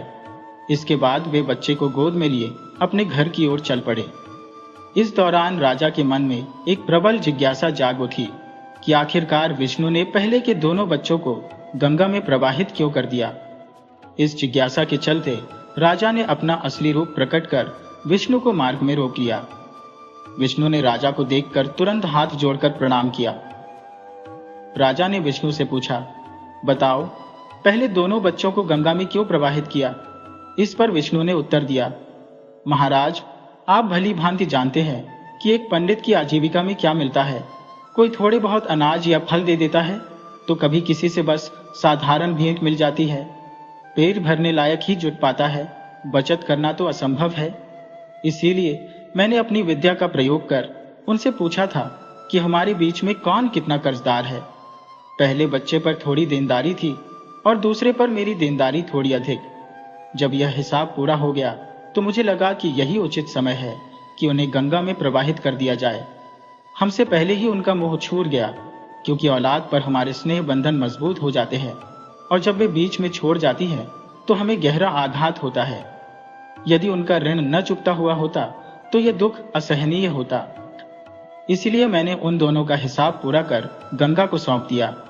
राजा ने फिर पूछा, तो इस तीसरे को क्यों बचाया? पंडित जी ने उत्तर दिया, महाराज, इस बच्चे पर अभी भी मेरे रुपए 5,000 का ऋण है और मुझे आशा है कि यह बालक हमारे अंतिम संस्कार के कर्तव्य को निभाने का साहस जुटाएगा। राजा विष्णु शर्मा की बातें सुनकर अत्यंत चकित हुए और मन में संतोष भी हुआ कि चाहे जैसे भी सही, राधा रानी को उसका खोया हुआ बच्चा मिल गया। जब विष्णु शर्मा बच्चे को लेकर घर पहुंचे तो राधा रानी ने राजा साहब का हृदय से आभार व्यक्त किया। विष्णु शर्मा ने राधा रानी से कहा, यह लो राधा रानी, ये तुम्हारा अपना बेटा है। यह हमारे जीवन की संबल बनेगा और हमारे अंतिम संस्कार का भी दायित्व निभाएगा। अब राधा रानी के घर में खुशियों का माहौल था। अपनी क्षमता के अनुसार पंडित जी ने एक भोज का आयोजन किया और बच्चे का नामकरण स्वयं किया। जन्म ग्रह और नक्षत्र के आधार पर बच्चे के नाम का पहला अक्षर इच तय हुआ और उसका नाम चंद्र प्रकाश रखा गया। मेष राशि और अश्विनी नक्षत्र में जन्मे इस बालक की जन्म कुंडली अत्यंत शुभ और भाग्यशाली मानी गई। उसकी भाग्य रेखा अत्यंत प्रबल थी, जिससे उसके जीवन में समृद्धि का आशीर्वाद निहित था। चंद्र प्रकाश के आगमन से पंडित जी के जीवन में समृद्धि का एक नया दौर शुरू हुआ। पहले जहां पंडित जी को आजीविका के लिए संघर्ष करना पड़ता था, अब उनका जीवन सुचारू रूप से चलने लगा। धीरे धीरे चंद्र प्रकाश भी चंद्रमा की कलाओं की तरह दिन दूनी रात चौगुनी उन्नति करने लगा। 5 वर्ष की आयु में उसका दाखिला एक संस्कृत विद्यालय में करवाया गया ताकि वह ज्ञान के पथ पर अग्रसर हो सके। चंद्र प्रकाश अद्वितीय बौद्धिकता का धनी था और पढ़ाई में निपुणता रखता था। संध्या के समय पंडित विष्णु शर्मा प्रतिदिन 1 घंटा अपने पुत्र को ज्योतिष का ज्ञान देने में समर्पित करते। चंद्र प्रकाश की स्मरण शक्ति असाधारण थी। मंत्र उसे तुरंत कंठस्थ हो जाते, मानो यह उसके बाएं हाथ का खेल हो। संस्कृत के अध्ययन के साथ ही उसने अपने पिता से ज्योतिष में भी निपुणता हासिल कर ली थी। वर्षों के साथ चंद्र प्रकाश ने एक मजबूत युवा रूप धारण किया। 14 वर्ष की आयु में ही वह 18 का प्रतीत होता था। उसके इस उत्थान को देख पंडित जी और राधा रानी प्रतिदिन भगवान का आभार प्रकट करते थे। राधा रानी इस बीच अपने पुत्र को निरंतर निहारती रहती और मन ही मन राजा का आभार व्यक्त करती थी, अज्ञान में इस बात के कि उसमें राजा का कोई योगदान नहीं था। विष्णु शर्मा को राधा रानी के द्वारा रचे गए उस षड्यंत्र की जानकारी कुछ समय बाद ही मिल गई थी, परंतु उन्होंने मन में ठान लिया कि यह रहस्य यूं ही छिपा रहेगा। जब भी राधा रानी राजा के प्रति धन्यवाद प्रकट करती, पंडित जी के चेहरे पर एक मधुर मुस्कान उभर आती। प्रतिमा के बाद चंद्र प्रकाश ने अपने माता पिता से आगे की शिक्षा का आग्रह किया। उसने अपनी माँ से कहा, माँ, मैं भी पिताजी के कार्य में हाथ बटाऊंगा। माँ ने उत्तर दिया, अभी तेरी उम्र ही क्या है बेटा? अभी तो खेलकूद और जीवन को समझने का समय है, काम तो सारी उम्र करना ही है। इस पर चंद्र प्रकाश ने उत्तर दिया, माँ, जब मुझे पंडिताई ही करनी है तो अभी क्यों नहीं? विद्या ऐसी वस्तु है जो जितनी प्रयोग में लाओगे उतनी ही बढ़ेगी। कल पूर्णिमा का दिन है, मैं भी कल से काम शुरू करूंगा। राधा रानी के मन में सुखद संतोष का भाव जागृत हुआ कि अब घर में 2 कमाने वाले हो जाएंगे, और इस सुखद विचार से उनके मन में अपार संतोष उत्पन्न हुआ। थोड़ा धन संचित करके हम अपने चंद्र प्रकाश का विवाह संपन्न कर देंगे और उसके संसार में मग्न हो जाएंगे, ऐसा विचार करती थी। मन ही मन वह सोच रही थी कि सुबह शीघ्र उठकर दोनों के लिए भोजन भी तैयार करना है, क्योंकि अगले दिन दोनों काम पर जाएंगे। राधा रानी को रात में नींद नहीं आ रही थी। सोचते सोचते, करवटें बदलते बदलते वह इतनी व्याकुल हो गई कि उसने भोर होते ही रसोई का कार्य निपटा लिया, स्नान ध्यान कर भोजन बना लिया। अब निश्चिंत होकर वह चारपाई पर लेट गई। पूरी रात वह सो नहीं पाई थी। जैसे ही उसकी चिंता का बोझ कुछ कम हुआ, वह शीघ्र ही निद्रा में चली गई। प्रातःकाल जब विष्णु पंडित जी अपने समय पर उठे तो उन्होंने देखा कि उनकी धर्मपत्नी सो रही है। इस दृश्य ने उन्हें अनजानी आशंका से भर दिया। सबसे पहले वह अपनी पत्नी के पास गए और बोले, अरे भाग्यवती, तबीयत तो सही है? उन्होंने उसकी पेशानी पर हाथ रखा। तभी राधा रानी ने मुस्कुराते हुए कहा, मेरी तबीयत बिल्कुल ठीक है। आज कुछ जल्दी उठ गई थी, काम खत्म करके थोड़ी देर लेटी और नींद लग गई। आप अपनी दिनचर्या पूरी कीजिए, खाना तैयार है। इतने में चंद्र प्रकाश भी उठ गया। दैनिक कार्यों से निवृत्त होकर वह ताजगी महसूस करने लगा। पिता पुत्र दोनों तैयार होकर भोजन के लिए बैठे। राधा रानी ने दोनों के लिए आसन बिछाए और भोजन परोसा। दोनों ने शांति से भोजन किया और दोपहर का खाना साथ लेकर अपने अपने कार्यस्थलों की ओर निकल गए। यह चंद्र प्रकाश का पहला दिन था, पर किसी यजमान ने उसकी सेवा स्वीकार नहीं की और संध्या तक उदासी उसके मन पर छा गई। धीरे धीरे कदम बढ़ाते हुए वह नजरें झुकाए चला जा रहा था कि अचानक उसके ऊपर गर्म पानी की कुछ बूंदें गिरने लगी। चौंक कर उसने ऊपर देखा तो पाया कि एक सुंदर स्त्री अपने मकान की छत पर बैठी रो रही थी। उसके आंसू चंद्र प्रकाश के ऊपर गिर रहे थे। उसने वहीं रुककर पुकारा, हे बहन, ऐसा कौन सा दुख है जो आपके अश्रु बहने से थमता नहीं? मुझे बताइए, शायद मैं कुछ सहायता कर सकूं। स्त्री ने ऊपर से नीचे देखा, जहां एक युवक तिलक लगाए राम नाम का पीतांबर धारण किए खड़ा था। उसका स्वरूप किसी बड़े विद्वान का प्रतीक था और उसके शब्दों में करुणा छलक रही थी। उसे देखकर ऐसा प्रतीत हो रहा था जैसे वह अभी अभी काशी से ज्ञानार्जन करके लौटा हो। उस स्त्री ने कटाक्ष भरे शब्दों में कहा, तुम्हारे जैसे कितने पंडित आए और चले गए, मेरी तो तुम जैसे पाखंडी पंडितों से सारी आस ही टूट चुकी है। यह सुनकर चंद्र प्रकाश का मन भीतर तक आहत हुआ, लेकिन उसने निश्चय किया कि उसे इस महिला से कुछ मिले या ना मिले, फिर भी उसकी समस्या का समाधान अवश्य बताएगा। तब महिला ने फिर से कहा, सुन लो, मैं तुम्हें कोई दक्षिणा नहीं देने वाली। चंद्र प्रकाश ने जवाब दिया, माता, नीचे आकर अपना हाथ दिखाओ और बताओ कि समस्या क्या है। वह स्त्री नीचे आ गई और स्पष्टता से बोली, पहले से ही कह देती हो, मुझे ठगने की कोशिश मत करना, मैं कोई दक्षिणा नहीं देने वाली हूं। चंद्र प्रकाश ने गंभीरता से उत्तर दिया, बहन, मैं ढोंगी नहीं हूं। इसी नगर के पंडित विष्णु शर्मा का पुत्र चंद्र प्रकाश हो, जोत सिंह मोहल्ले का निवासी हो। मेरे लिए इससे अधिक प्रमाण और क्या होगा। आपका रोना देखकर दुखी हुआ, इसलिए पूछ बैठा। अब आपकी इच्छा है कि जानना चाहती हैं या नहीं। स्त्री बोली, ठीक है, तुम जो भी हो, पर मैं तुम्हें पैसे देने वाली नहीं हो। चंद्र प्रकाश ने मुस्कुराते हुए कहा, ठीक है, दक्षिणा तो नहीं मान रहा, पर आपकी मित्रता तो मिल सकती है। स्त्री ने कहा, अगर तुम सच कहोगे तो मैं खुद तुम्हारे घर दक्षिणा भिजवा दूंगी। चंद्र प्रकाश ने कहा, अब बताओ, समस्या क्या है? तब वह स्त्री कहने लगी, मेरे पति 4 वर्ष से परदेश गए हुए हैं, न कोई खबर भेजी, न ही लौटने का संकेत। मैं सिर्फ इतना जानना चाहती हूँ कि वे कैसे हैं और कब लौटेंगे। चंद्र प्रकाश ने जवाब दिया, आपने 2 प्रश्न किए हैं, पहले किस बारे में जानना चाहेंगी? स्त्री ने कहा, दोनों ही बातें बताओ। चंद्र प्रकाश ने कहा, मुझे माफ कीजिए, पर मुफ्त में सिर्फ एक ही बात बताऊंगा।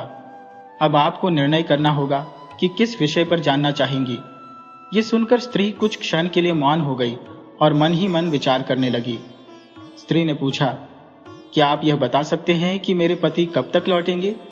चंद्र प्रकाश ने सिर हिलाते हुए कहा, तो आप यह जानना चाहती हैं कि आपके पति कब लौटेंगे? स्त्री ने सहमति में सिर हिलाया। चंद्र प्रकाश ने अपना पंचांग निकाला, कुछ मंत्रोच्चारण के साथ उंगलियों पर गणना करने लगा। लगभग आधे घंटे बाद उसने सिर उठाया और कहा, सुनो, तुम्हारे पति आज रात ही लौट आएंगे। स्त्री ने आश्चर्य और अविश्वास से कहा, क्या पागल हो गए हो? लगता है तुम भी मुझे मूर्ख समझते हो। चंद्र प्रकाश ने शांत स्वर में कहा, आप ऐसा क्यों कह रही है?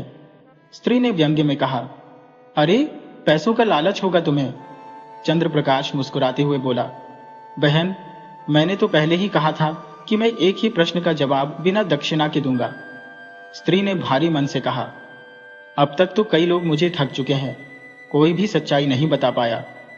चंद्र प्रकाश ने विनम्रता से जवाब दिया, बहन, मैं ठग नहीं, ज्योतिषी हूं।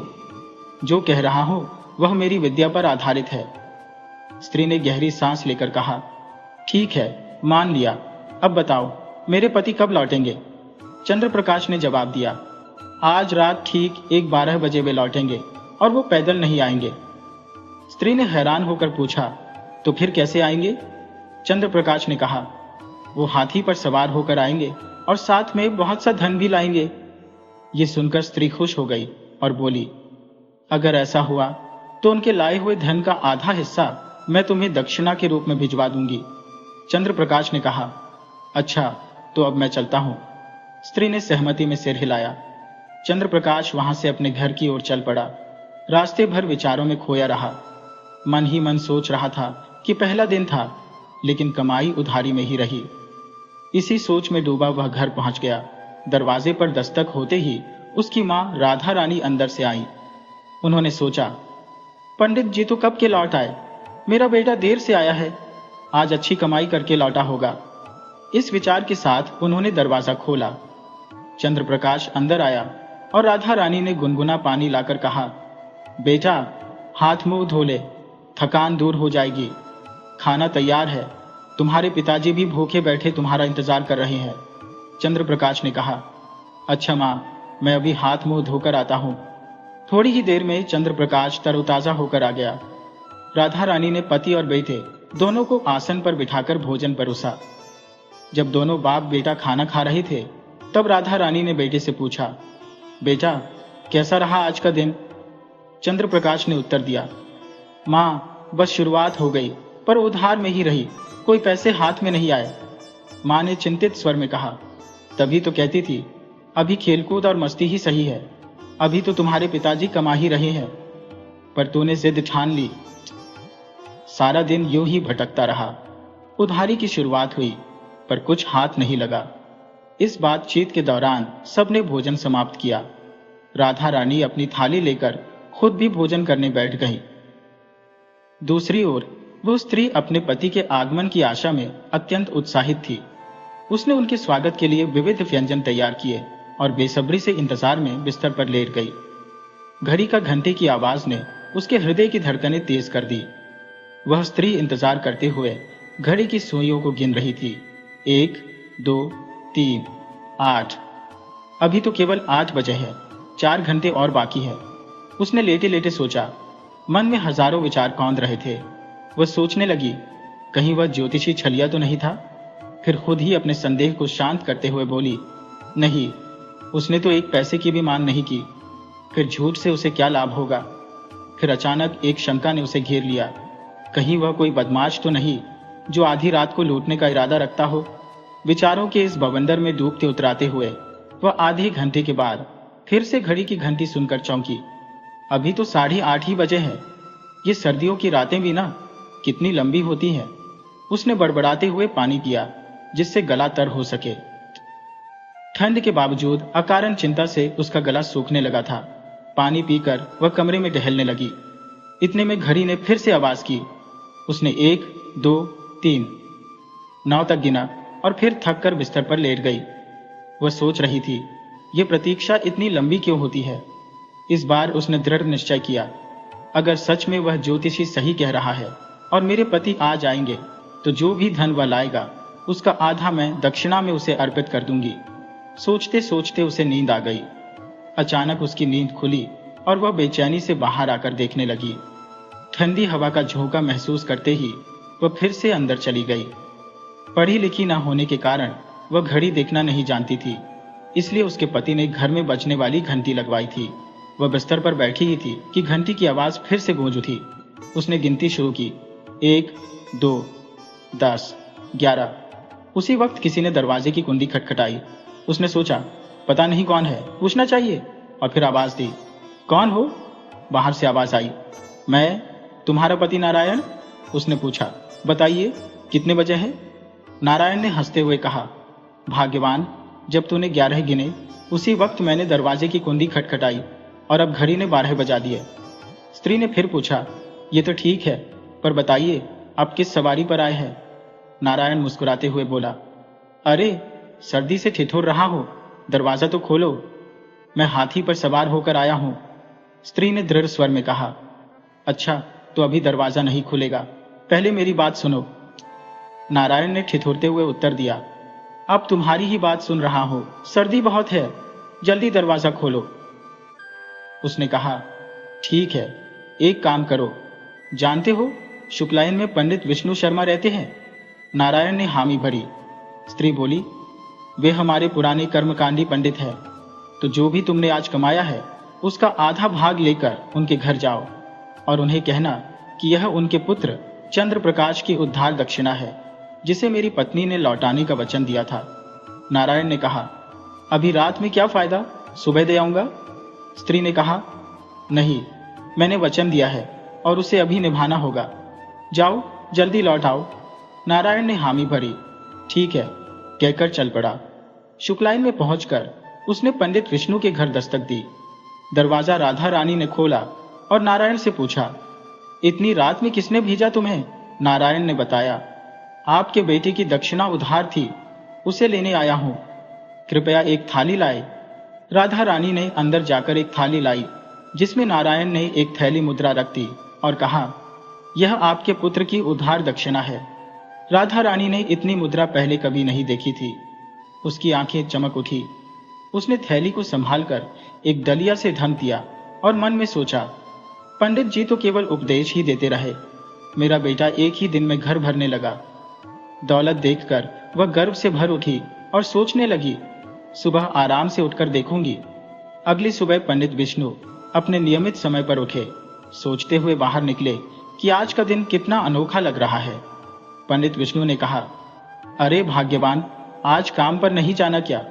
सोचा था सुबह जल्दी उठोगी। उनकी बात सुनकर पंडिताइन के चेहरे पर तिरस्कार उभर आया। वह तंज कसते हुए बोली, आप तो जैसे अपार धन लाते हैं रोज। मेरा बेटा कल पहली बार बाहर गया और एक ही दिन में इतना कमा लाया कि अब तो जीवन भर आराम से बैठकर खाया जा सकता है। पंडित विष्णु हैरान हो गए। उन्होंने पूछा, अच्छा तो दिखाओ, कितना धन लाया है वह? पंडिताइन ने डलिया के नीचे छिपी मुद्राओं को बाहर निकाला और पंडित विष्णु के सामने रख दिया। ये देखकर पंडित जी आश्चर्य में पड़ गए, जैसे उनके सारे संदेह एक पल में तिरोहित हो गए। वह बोले, मैं तो गलत था, मेरी विद्या ही सही थी। चंद्र प्रकाश ने वास्तव में अपना पुराना कर्ज चुका दिया। पंडिताइन की आंखों में आंसू उमड़ आए। वह बेटे के कमरे में गई और फूट फूट कर रोने लगी। उसका विलाप सुनकर पंडित जी भी दौड़ते हुए वहां पहुंचे। एक गहरी सांस लेते हुए बोले, संबंध, चाहे पुत्र हो या पिता, सब यहां अपने पुराने ऋण चुकाने आते हैं। जैसे ही कर्ज चुकता होता है, वे हमें छोड़कर चले जाते हैं। उन्होंने यह बात पूरी गंभीरता से कही, मानो यह जीवन की सबसे बड़ी सच्चाई हो। शायद यह किसी को पता न हो कि इसमें कितनी वास्तविकता है, परंतु पुरानी कथाओं और कर्मकांड में हम अक्सर यही सुनते हैं कि पुत्र या अन्य संबंध भी अपना पुराना कर्जा उतारने ही इस संसार में जन्म लेते हैं।